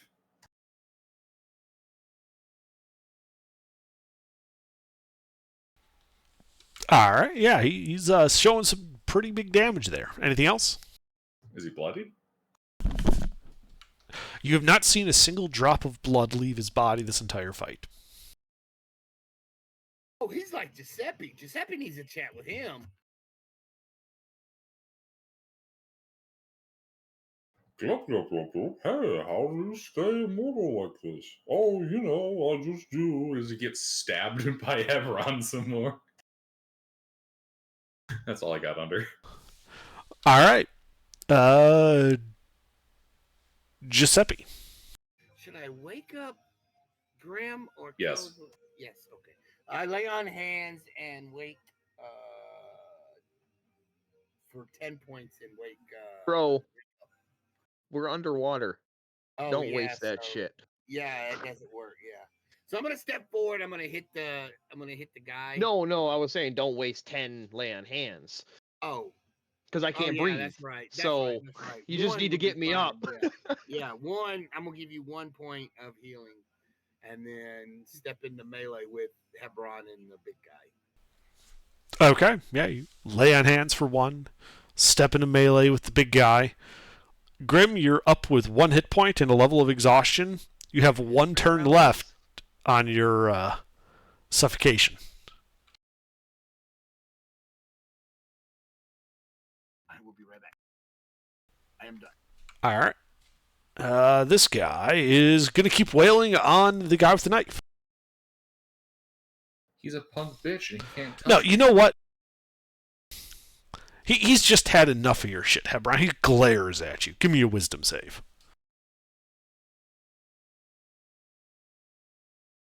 He's a punk bitch. This is against Frighten, if that matters. That's all I got. Yep, you I am fail a and are fighter. paralyzed.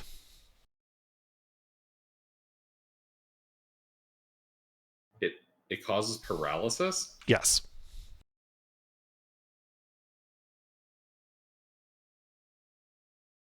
Okay.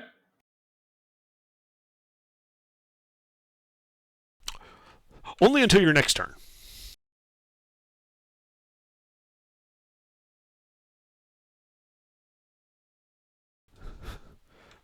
Grim.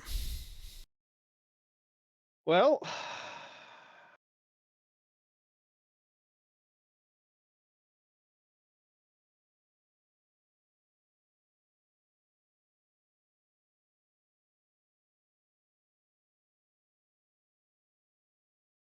I don't know. I know healing myself would be absolutely pointless. Did you think to buy any potions of bottled breath? No.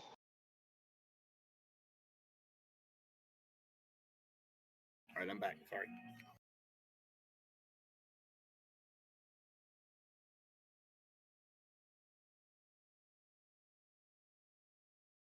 I'm just looking at.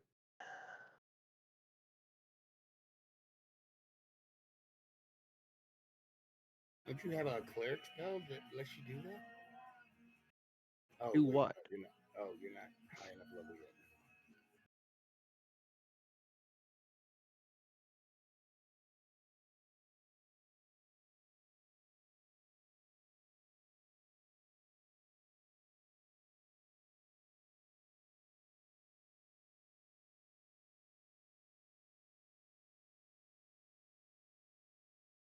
Da, da, da.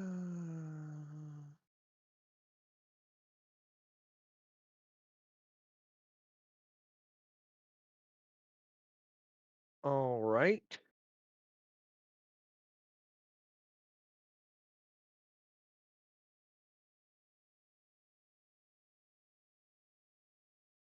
I'm going to swim my 15 feet, moving myself towards the ceiling. Is the Okay. ceiling masonry as well? Yes.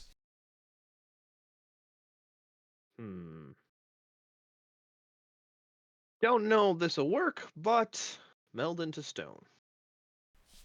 Oh, that's a. It's an interesting way to get out of it.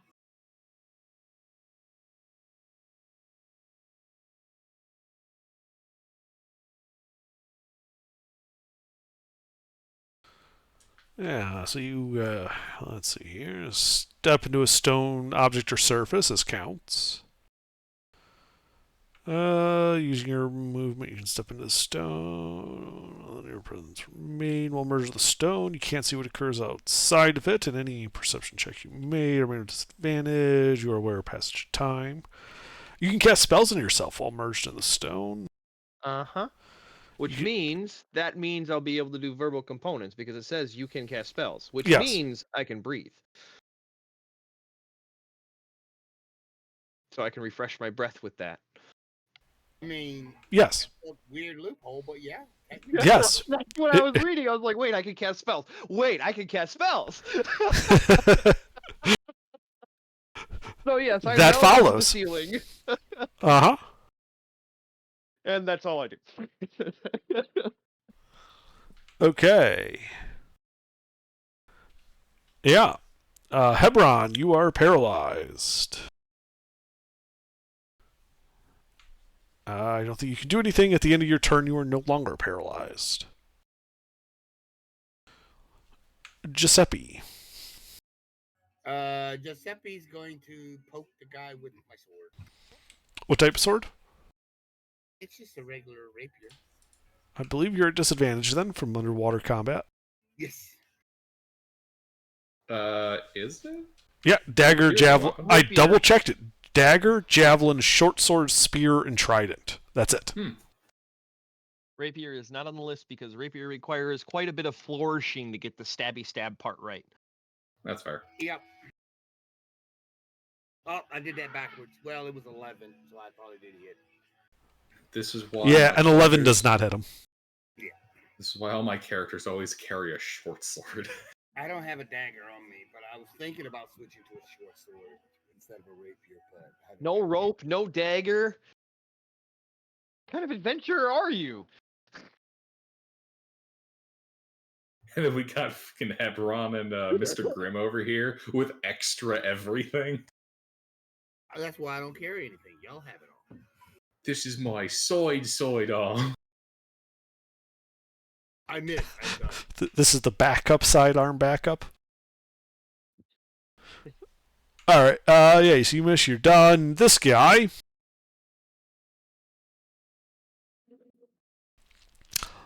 is yeah.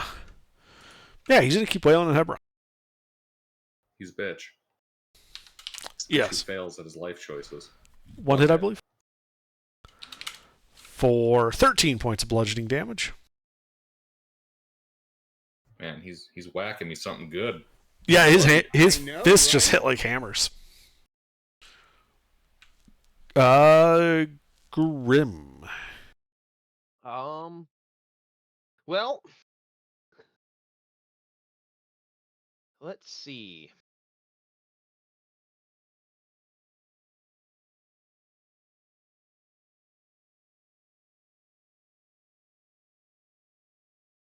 I mean, I would have had combat awareness before I melded into stone, correct? Yes. So yeah, I'll cast spiritual weapon next to the guy and whack him with it. It's just within range. Yeah.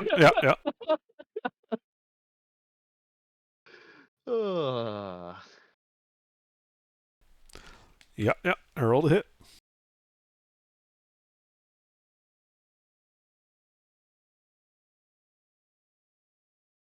Bonk. Yeah, that hits him.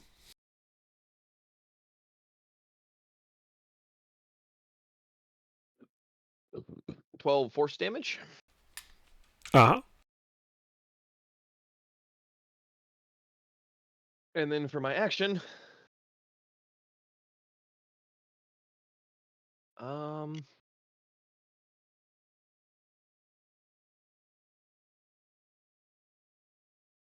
that's touch. That's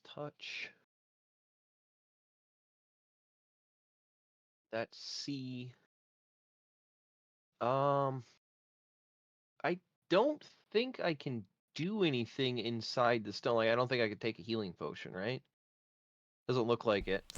I don't think so. Yeah, because you enter it, otherwise you can't move. Yeah. So nope, nothing else. Just the bonus action. Alrighty. Hebron. I stab him repeatedly with my knife. Yeah. Yeah, go ahead and try. One hit. 5 plus whatever the knife does. Mm-hmm. Which is just enough to bloody him.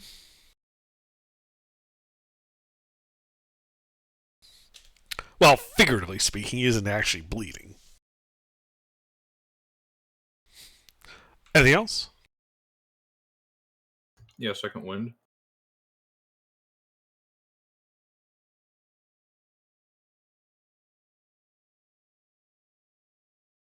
How long until I'm out of breath? You have 15 more rounds.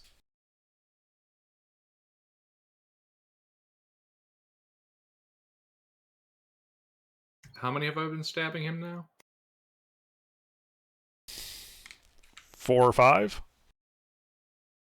Okay.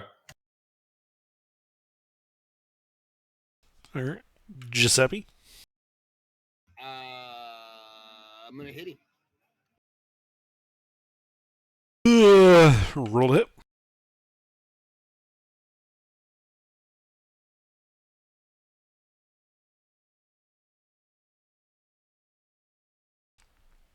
No. Oh shit! Never gonna hit. All right, I'm done. All right, this guy, completely ignoring the ineffectual rapier just dancing about in the water. Let's see. It started his turn. He heals a little bit. No longer bloodied. Takes a couple of swings at the Hebron. I need a new weapon. Don't think he hits. Grim. Bonk.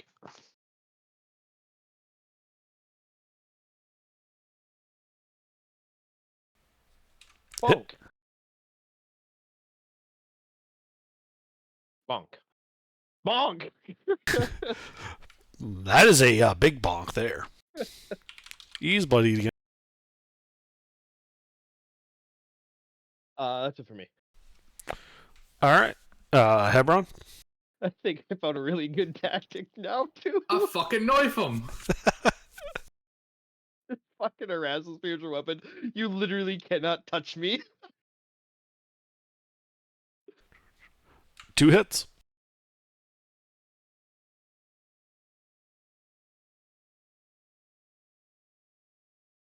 Five and 6 plus whatever the fuck the knife does.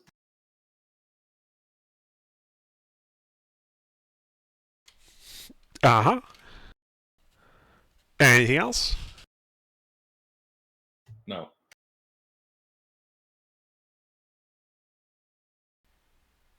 All right, Giuseppe.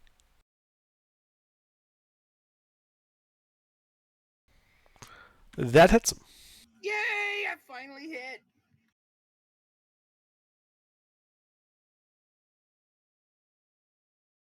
Man, stabbing Is this it- dude in the face like is- stabbing him.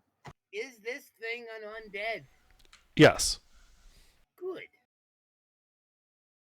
Fucking smite him.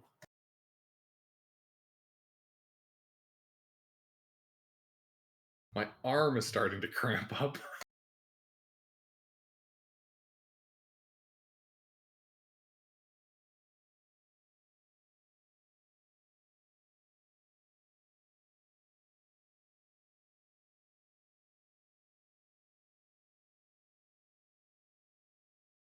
$14 points of radiant and piercing damage. Okay. He looks to be near death. I barely hit. I couldn't even hit him, man. Look, all the 3s and 4s. Fuck. Anything else? Yeah, no. All right. At the start of his turn, you notice that he does not regenerate anything. And he's Hit with radiant damage. yeah. Yeah, and he is just going to he's going to try to smack Hebron with one fist. He's a bitch. The other fist, he's Knife going to him. try to just slap Giuseppe. Does a 24 hit Giuseppe? It does. Oh, damn. My counter knife doesn't get him. No, it doesn't. As he slaps you, Giuseppe, for 9 points of bludgeoning damage. Okay. Grim.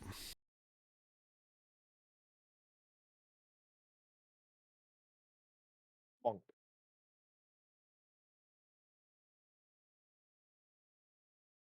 Oh. Squonk. Oh, miss. That's it for me. Hebron.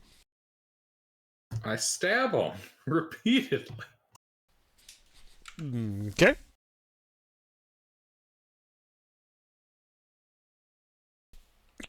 Two hits.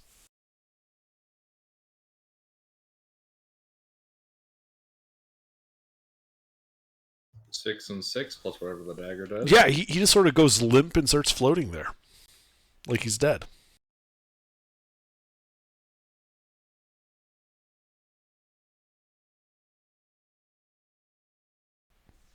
Anything else?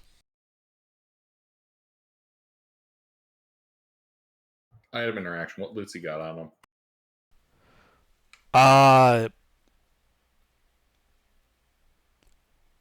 Let's see. Actually, he would have a single medallion like around his neck that looks to be made out of platinum. That looks to be, maybe worth something. Other than that, he doesn't really have much. I snatch it. All right, you grab his necklace. Giuseppe? Oh, sorry. Are you done, Hebron? Well, he dead. I'm swimming. Okay. Well, you got 15 feet then. All right, Giuseppe. Since the guy is dead, I'm gonna reach over and pick the statues back up and start carrying them back out. All right, you walk back over to the statues, using your dash to get over there. I think. Yeah. Yeah, sure, why not? All right. Let's see, this guy. Well, he didn't get hit with radiant this turn, so he gets back up.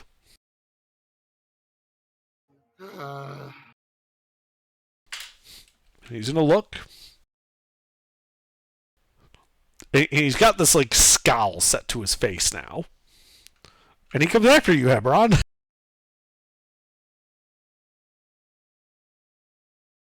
thing was dead. Damn it. Hebron, does a 14 hit you? No. Yeah, I mean, it looks like he's just barely hanging in there, but all right, Grim. Well, I don't know he went down and got back up, so I'm just going to keep bunking. Okay, swinging it where he used to be, I assume, because you can't perceive that he's moved.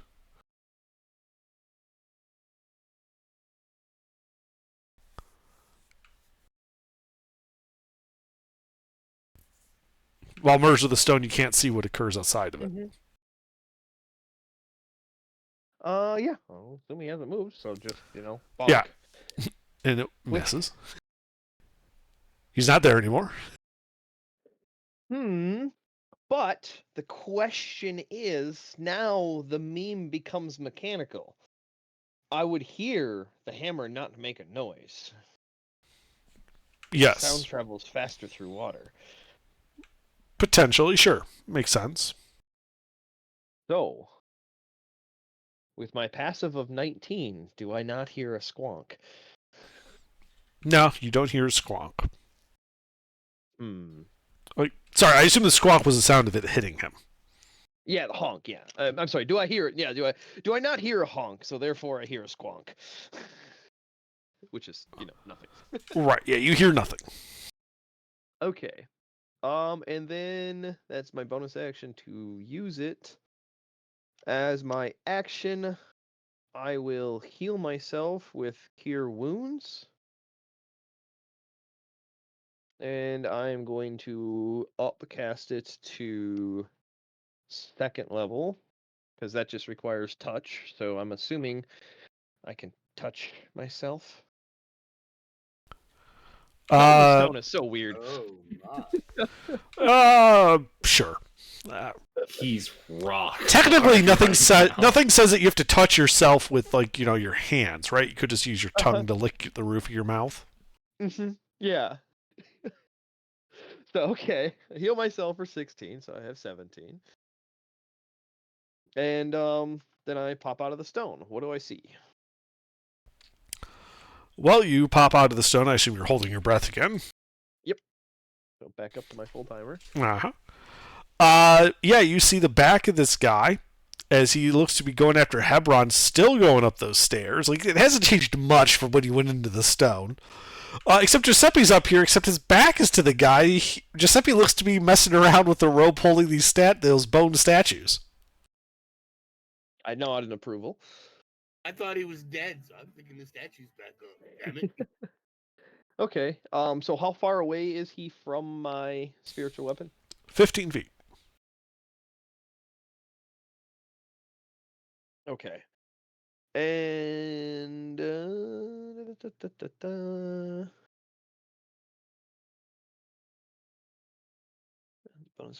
okay, so I'm assuming order of operations matters for spiritual weapon because it is move then attack, so I can't move it now that it's attacked. Correct. Okay. All right. Yep.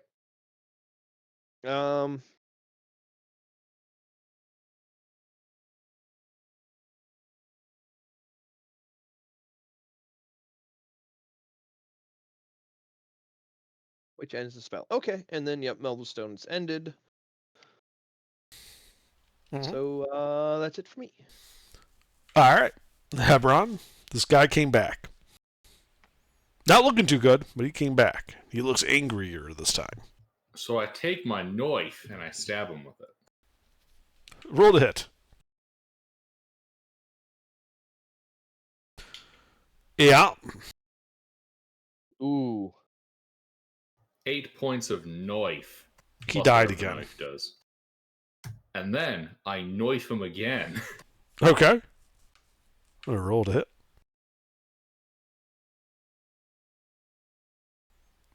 No. His body just like kind of drifts out of easy stabbing distance. You found like a particularly tough spot in his armor. Part's actually still leather.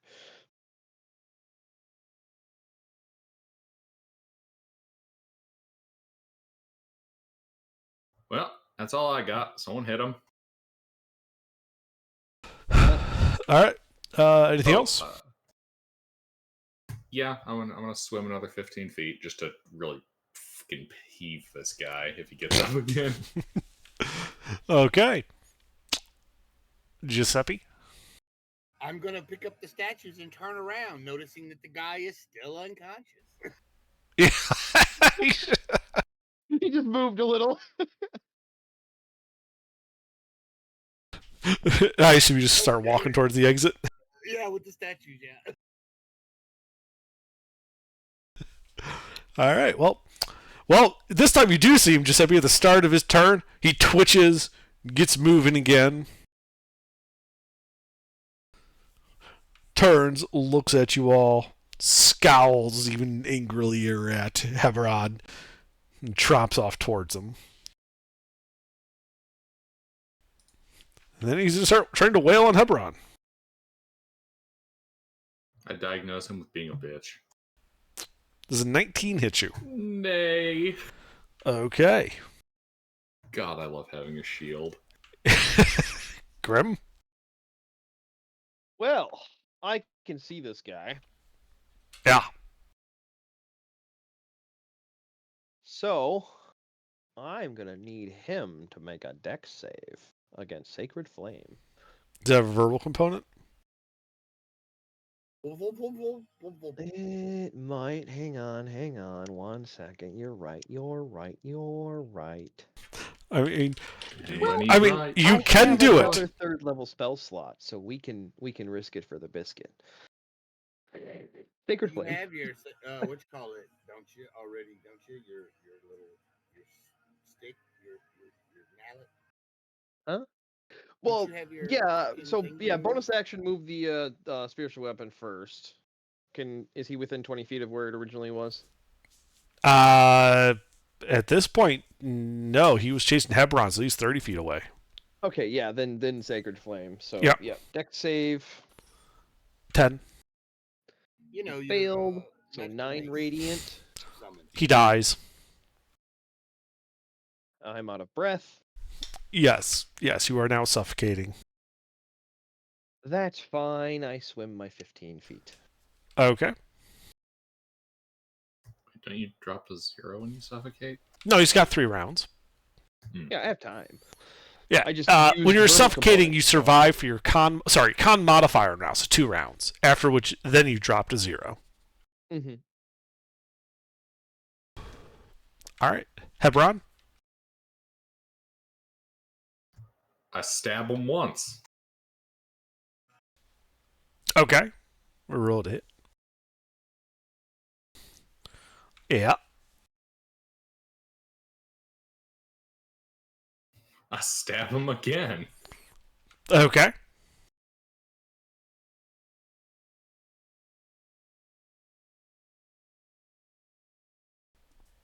As you critically hit him. Wow. Let's see. That's all in melee. I think he fails his death saves. Oh, it wasn't death saves. It was he was regenning. I know it was meant as a joke. Yeah, as you just perforate this slightly wet corpse.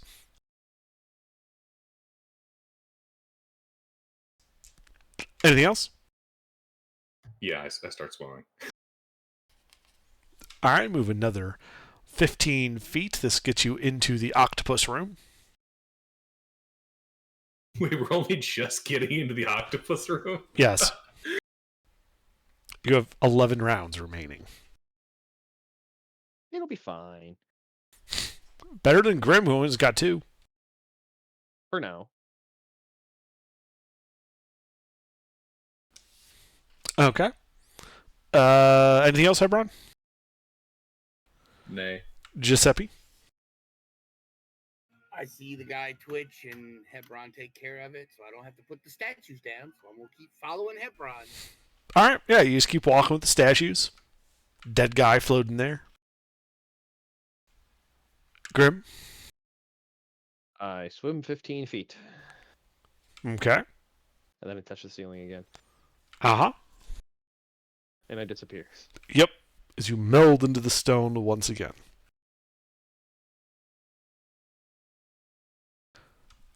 Hebron. Oh my ears. Your turn. Oh, I start dashing. I'm swimming. Okay, yeah. You dash the 30 feet. 10, 20, 30, which gets you down those stairs at the eyes and mouth mosaic. Or, sorry, up the stairs to the eyes and mouth mosaic.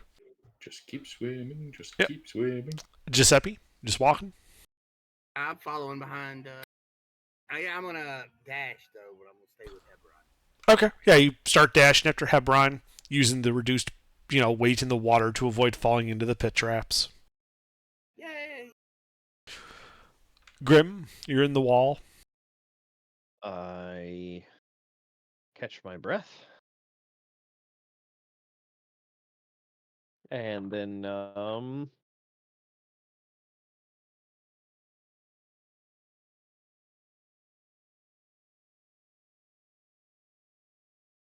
yeah, I'll just pop out and dash. Yeah. Yeah, you pop out. You're 30, rounds, holding your breath. You can see the trail end of the, statue train behind Giuseppe.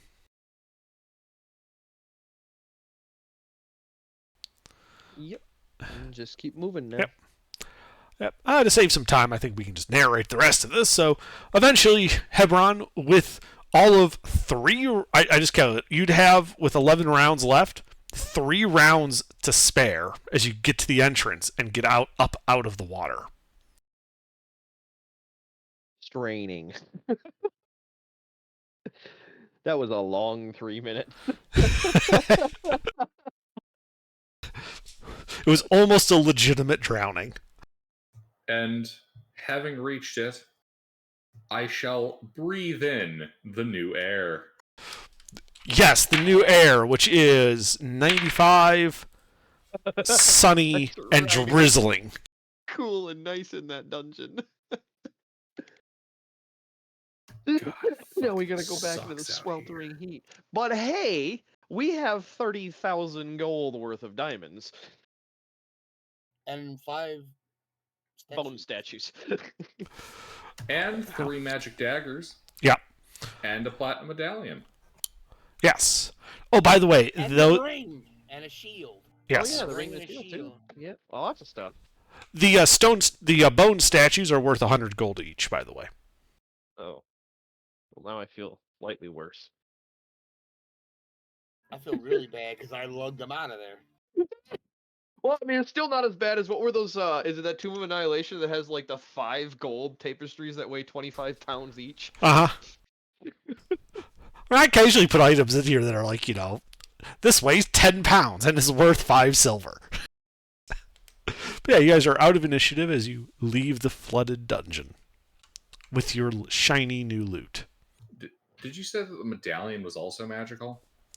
No, the medallion appears to be just a pressed bit of platinum, equivalent to 1 platinum piece, with the same symbol as you saw on like the king's sarcophagus in the tomb. He was his own bodyguard. This means that I think I can now claim the kingdom. That doesn't exist anymore. I still claim it. I claim We'll the get real right estate on it's that. built on. Oh. By right of conquest. You know Alright, what? we're never going in that place hell. again. Hell, I'll even claim right of birthright. You can't prove I didn't have this. I even got the sword, too. Okay, we're not going back down there. I just need a yes or no. Was there actually a solution? To what part? The last bit, like the boat and all that. Was Yeah, there what is the actually some puzzle? sort of solution to a puzzle down there, or was it just a fuck you puzzle or a fuck you dungeon trap? So it was a trap. There were basically pressure plates underneath the sarcophagus. As if you removed any items, it triggered. Ah, okay. So we could have taken the diamonds. You could have taken the diamonds. You could have taken the statues. Technically, the boat was worth 1,000 gold. How much does it weigh? 3 tons. Oh. Well, underwater, it's only half that. So there was a solution in the sense that everything in the room was a distraction except to distract from the very simple pressure plate trap. Huh. Oh, that's good. So we need to get someone to identify all this magic shit. Yep. By the If way, only we had. I'm taking the magic shield. Oh, naturally. Those daggers, I mean, if they're really good, I may want one of those. Yeah, there's 3 of them. 1 for each person here. All right. Let's go get it out. And the ring. Let's get it all identified. How You far are we have from my town? dagger, and also my dagger. Which way do we go to get to town? Dude, we're down by. Remember, okay, so we're down by Camp Righteous, and for a week we were gonna hang out around Camp Righteous and get a ride back. We found this place on the last day, and I believe we long rested down here, so we need to book it back to Camp Righteous for our boat. Yeah. Yeah. That's right. We're meeting the captain. That's right, for a week. Wait, when did we long rest? Didn't we? No, you just short Short rested. rest. Oh, we short rest. Okay. Oh yeah, I'm sorry. I was thinking Channel Divinity was a long rest thing. I could use another short rest though. Do you want me to just dump a second level into No, you? no, it's my resources I want. Gotcha. I Get know, my Channel Divinity that didn't do anything back. yeah, get your channel divinity. I want to get my ability to stab the shit out of people. Also, did he have something special against Turn Undead? Yes. Okay, I was gonna say because once you said that Giuseppe, got the bonus dice, which he didn't even add. I was like, wait, but he didn't turn.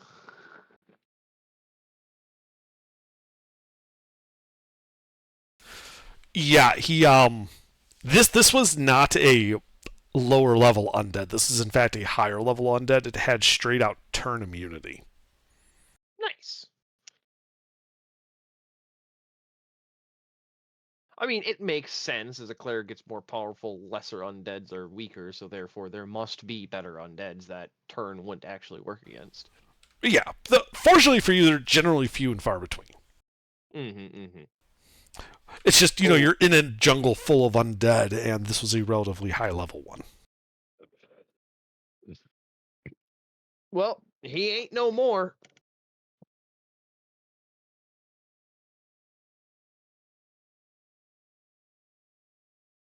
Well, I think we're going to take a little break here at the entrance and then make our way back to Camp Righteous.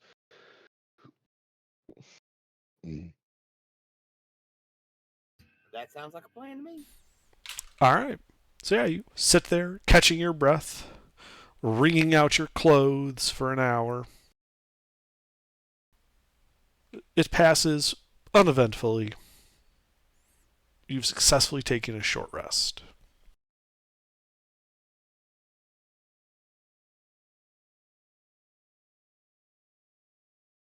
Then we start heading, I believe it would be, because we went north and then circled around, so it'd be back north to Camp Righteous. It'd be west to Camp Righteous.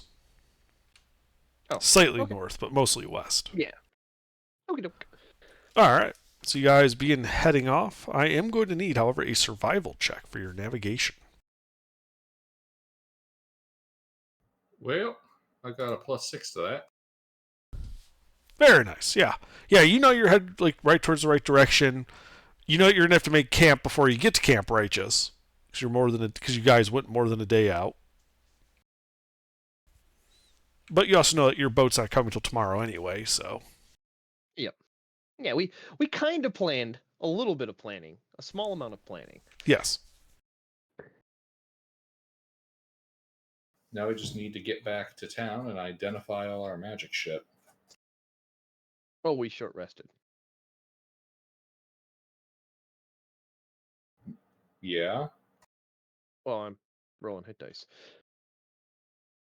I just Oh my god, yeah. I won't say HP. I didn't have a whole lot of HP left after that. The 16 I got after Giuseppe got me up was all I had. Yeah. But yeah, after the remainder of the day marching, by the way, you would know with that type of survival check that here's where you are. Okay.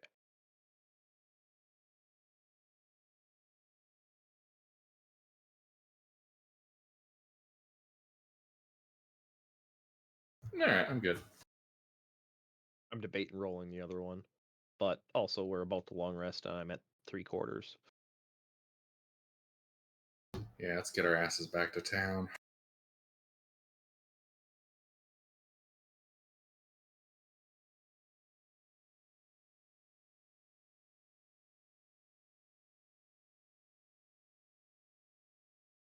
Yes. So yes, let's long rest. I think it'll be Giuseppe, Heberon, Grimm.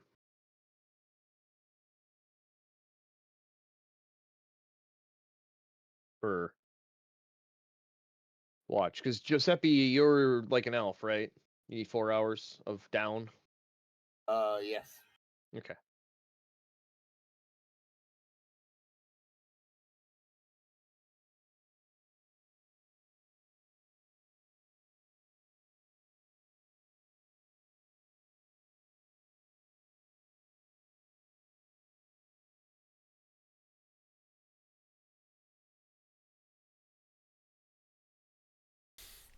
All right. Well, so you guys go to sleep. Your watches are uneventful, as you notice that the jungle seems to be unusually quiet this evening. Oh, fuck. That means I'm on edge the entire watch. Yeah. Word But- got out that we killed a powerful undead. They're leaving us alone.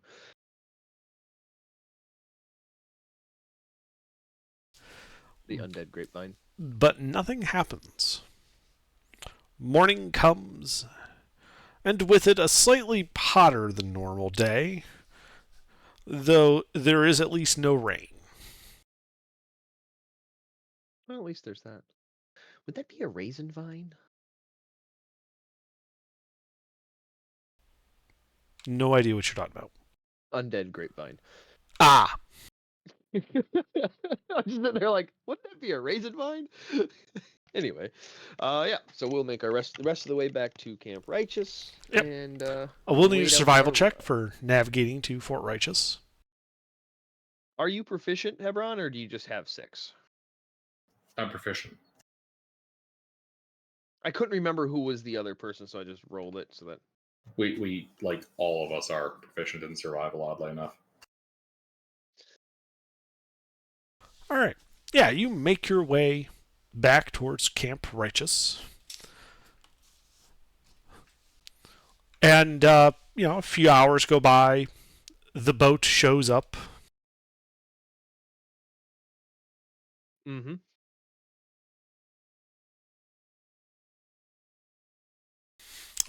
You begin, loading yourselves and your loot onto the boat.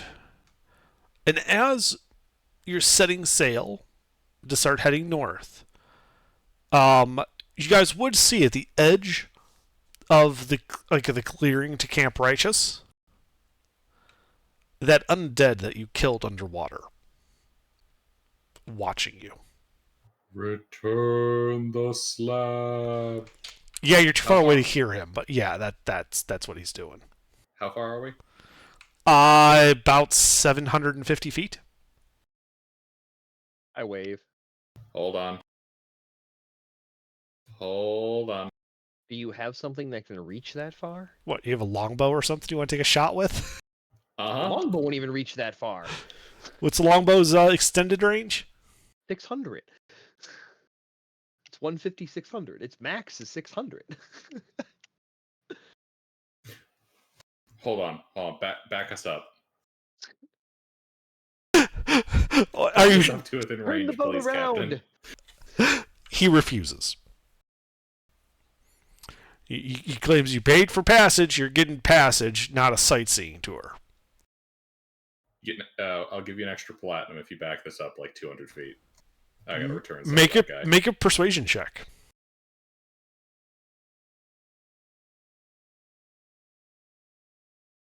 All right, let's see if this works.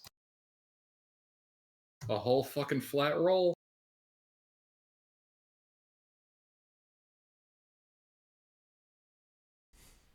So he's like, takes your coin, bites it, sticks it in his hat. He's like, plum crazy adventures. Starts turning the boat around. Money has a way of reducing the DC. Yes, it does. Once we're within 600 feet, I take that pendant, tie it to an arrow, Uh fire it to the undead. huh. Okay. Roll to hit, I guess, at disadvantage. Oh, I'm not trying to hit him. Oh, okay. I'm just trying to get it to him. Yeah. You know, so it like sticks in the ground. It's very conspicuously dangling off the end. Yeah. Usually do like this high arcing lob, the coin glinting off the sunlight. It lands on, 20 feet in front of him. He shambles out and picks it up, examines it. And as you guys continue to sail away, the captain's still mumbling, about, fucking crazy ass adventurers wanting to take pot shots at the undead. Fuck, didn't get paid enough for this bullshit.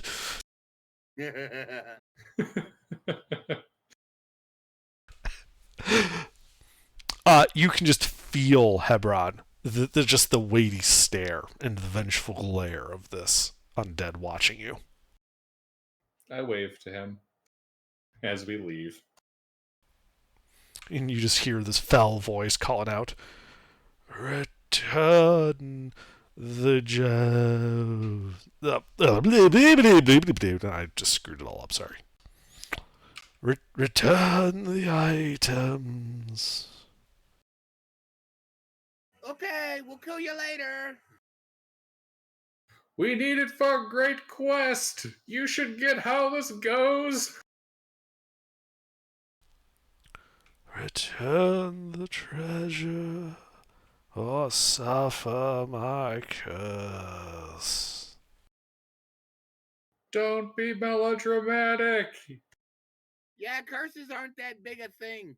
I've already got one, so.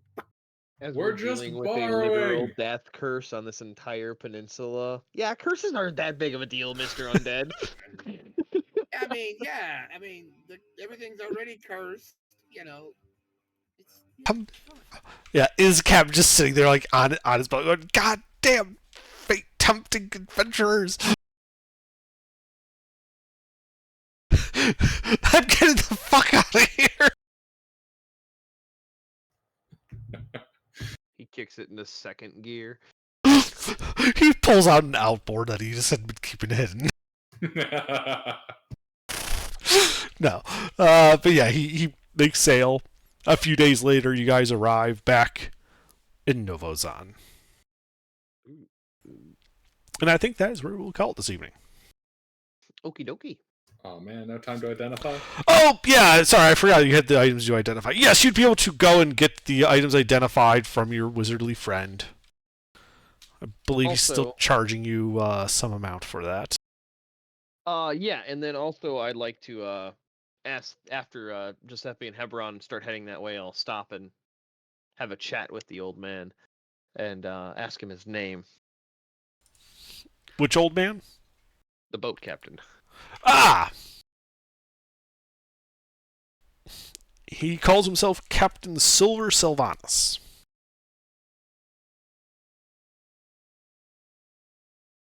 Well, Captain Sylvanus, I greatly appreciate the effort you went through for us. Take this as a token of my gratitude, and in hopes that we might further use your services down the road, if you can tolerate my comrades. And Grim hands him one of the diamonds. He eyes the diamond like he takes. He's like, well, I ain't much for dealing with undead bullshit, but if you need to navigate around the Kitcher's Teeth, I'm your man. Mm-hmm. That's exactly what I'm doing. It's like, 'cause if we're gonna have to go further down that coast, this is the guy we want. Yep.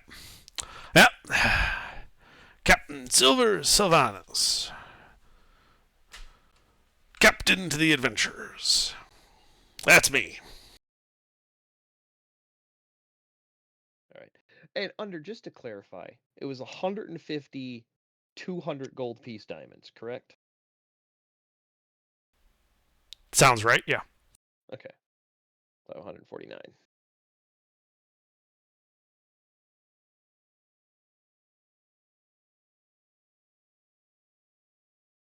And yeah, when I gave that to him, I didn't pull it out of a bag of diamonds. I had one separate already. Okay. Just to, mum's the word on the number of diamonds we have that are worth that much. Sure. He didn't pull out in front of the incredibly sketchy looking captain. You know, this incredibly sack. Dock. Yeah, the sack of valuable gems. Yeah, no. Yeah, no, you didn't do the equivalent of like walking into like, you know, the ghetto and start like flashing wads of $100 bills around. Excellent. No, Yep, not. and then, probably Yeah. on our way, trade out like 2 or 3 diamonds for platinum, and then we can just spend coin in town. Yeah, I mean there are you know, this is a major port town. While they generally deal in dyes, they have jewelers and stuff who can handle diamonds. Yeah, so I'll just trade 4 diamonds for 80 platinum. And let's see, you have what, 5 items you want identified? Yep. It's 85 gold apiece. 85? Yep. Okay. I mean, I can do that with my pocket change.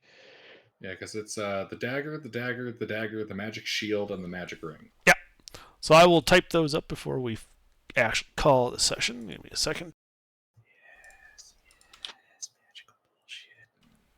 You don't care if I just put it in chat, right? No, it's fine. I mean, there's not something in here that's like hella cursed that I need to be worried about, right? Of course not. Well, and also, we're not individually being the one that's doing the identify. We're going to somebody and having them identify it. So Right, but technically, we have that same meta. Since Grimm's weren't paying, I mean, they would have just told Grimm, and I wouldn't have cared. Yeah, I would rather the party be better equipped, and they can squabble over the. Maybe dibs, because that put me at 19, and you guys are chunkier than me.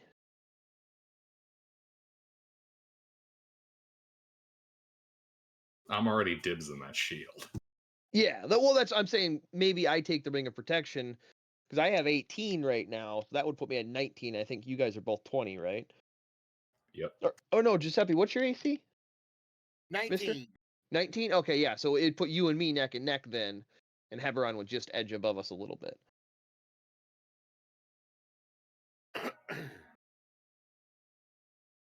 Yeah, you can have the ring. I don't.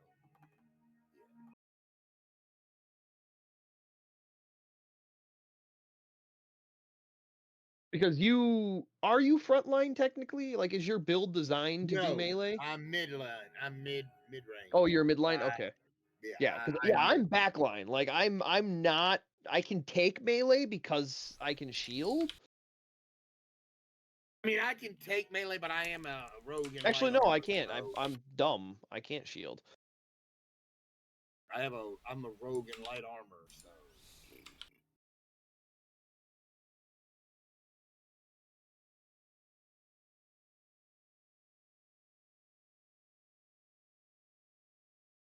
Ooh. The shield of an ancient white dragon. Oh. Gilbert, what pocket money do you have right now? Oh, wow. Hold on. Oh, well, you're reading. Oh, that's sexy.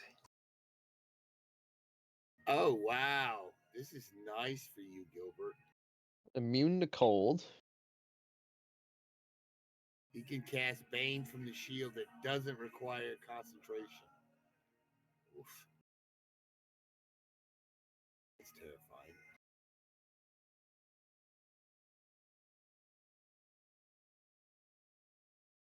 Well,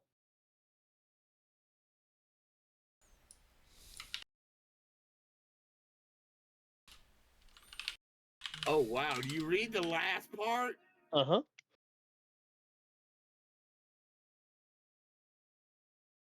Dude, that becomes a +3 holy sword. Not holy No, sword, not because it also holy works sword, against it becomes a- celestials. Yeah, it becomes It becomes a +3 jack of all trades. Go fuck yourself. yeah, a creature type sword. Sword of creature slaying. Whichever creature type you pick. But I still think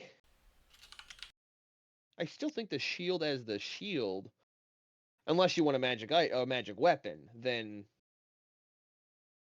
transferring it to a weapon would Yeah, give you a pretty nice weapon. Yeah. By the way, Gilbert, the dagger you had been using was the dagger +1. I figured. Wow. Oh, wow. Oh, wow. Look at the next one. Dagger of Warning. You can't be surprised. Do you have Wakes alert, in your mister? Huh? Do you have alert on Yeah, your I have build? alert. Yeah. Depending on the third dagger, do you think I could take the dagger of warning? That way, in the we have the not being surprised things spread around. Uh-huh. That Yeah, works for either me. you Yeah, or I. Yeah, because I don't Mhm. need it. I'm already have the alert feed, so I already can't be surprised. Unless I'm asleep, which And we also have other people in the 4 party to hours, I don't remember know. too. Yeah. Technically, think- Pete is still a member of our party, even I though he think hasn't been River here for a has month the or two. alert feed too. I think River has the alert. Yeah, feed. River has alert. She has a +9 on that build, or +11, sorry, because of the boosted dex. What's boosted dex? Because Definitely of that not taking other, that berserker dagger. that other tomb Oh, where we got the +2 dex, +2 whiz. I don't remember that. Did everybody get that? You were there when we finished. Is your dex and whiz not higher from that? No, I didn't raise my dex and whiz. Did we get a +2 to both of them or something? Yeah, to base and max. Oh, well, I didn't do that. I didn't know that. Well, that changes things. That puts my Yeah, dex we up could probably higher, sell my the whiz up berserker higher. dagger, because curse. We don't need anything like that in the party.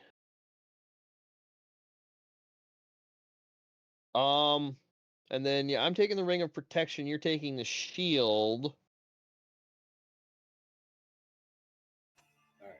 So Gilbert, I'm taking the dagger of warning. Hmm? 'Cause you're What do we taking the want to do? shield. What? No, I acknowledged it. All good. Oh, I thought you said that you didn't hear me. No, I heard you. And then Giuseppe probably grabbed the +1 dagger just to have a magic weapon.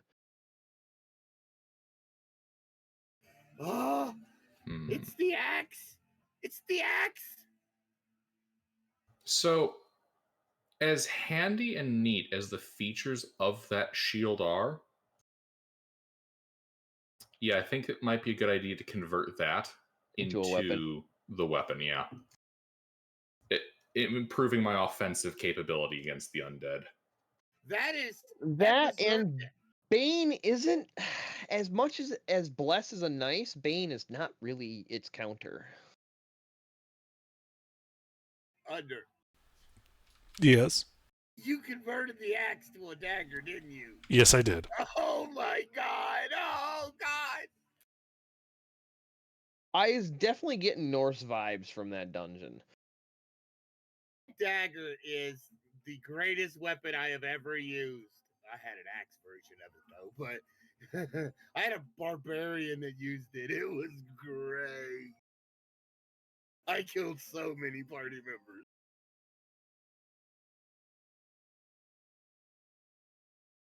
Because it makes you rage and you just hit whatever's closest to you. And you keep hitting until there's nothing close to you anymore. There's only one problem with that. Your friends tend to be close to you. I know. I had a barbarian with that. I cleaved Sleuth character in half. He poked his head out of the doorway. And I just turned and cleaved it. Oh, Under. Yes. We're in town. Could I check on my bet? Oh, Or do you yes, have I that finished. no, it did finish. Let's see. It is we can just finish that just real quick. Roll a d8. Oh, okay. A 1. I can't remember if it was an 8 or a 1. Let me check. I had the longest odds. I don't remember which end of the table that is. Yeah, it's you did Mountain Thunder. I have that written down. I just gotta look up what the table is. So I know it was one of the I know extreme. Thunder is a 1 or an 8. Yes, I know the same table. So you win on a 1, and as a result, you win 700 gold pieces. Woohoo! So how are we distributing these weapons? I say we get rid of the Yeah. You're about 3 minutes behind in that conversation. Oh, I am. I was supposed to pay attention. You're getting the +1, not the regular the magic regular dagger. Yeah, that's what I figured. Yeah, that's what I thought. Yeah. So that way you have a magic item. I'm taking the Dagger of Warning. Gilbert's taking the shield and then converting it into a weapon, and then I'm taking the Ring of Protection to balance the AC out a little bit more. And then the Actually, last no, dagger. honestly, Gilbert, you take the ring. It makes more sense for you to bump your AC even more. Because I shouldn't be getting hit. If I'm getting hit, something's wrong. Okay, I'll take the ring. Yeah, so I'll just take the Dagger Warning, because that boosts everybody in sleep like that. That everybody gets woke shit is pretty nice, actually. That's actually a really cool item. I've never seen that, looking at all of the D&D stuff. There's so many magic items in this fucking what? game, though. The Dagger of Warning, that weapon magically awakes you and your companions. It's Sting. It's thematically was based on Sting, but it's a little more generic than just on orcs. Orcs, and really good at fucking up spiders. But no, the thing is like I've looked at a lot of magic items. Remember, I mean, I've cooked up close to 100 magic items for my world. I've never seen that thing. I was like, oh, that's actually pretty neat, really simple. Like, I feel dumb for not thinking of it myself, kind of magic item. Sting, exactly. But yeah, I must have just glassed over that when I was looking through the DMG stuff. Hey, mister, do you plan on getting a paladin aura? I don't know what the fuck he's doing with that abomination. Okay, that's good to know, because the sooner you get that, that's going to put my saves into the stratosphere. Yeah, I'm gonna plan on splitting. It's probably gonna be split between Rogue Paladin. I'm probably gonna go at least maybe 12 Paladin, 8 Rogue. That way I get the bonuses of each. Given what we're doing, might I suggest front-loading that paladin so we get the aura sooner? I have been. I'm level 4 Paladin, level 1 Rogue. So yeah.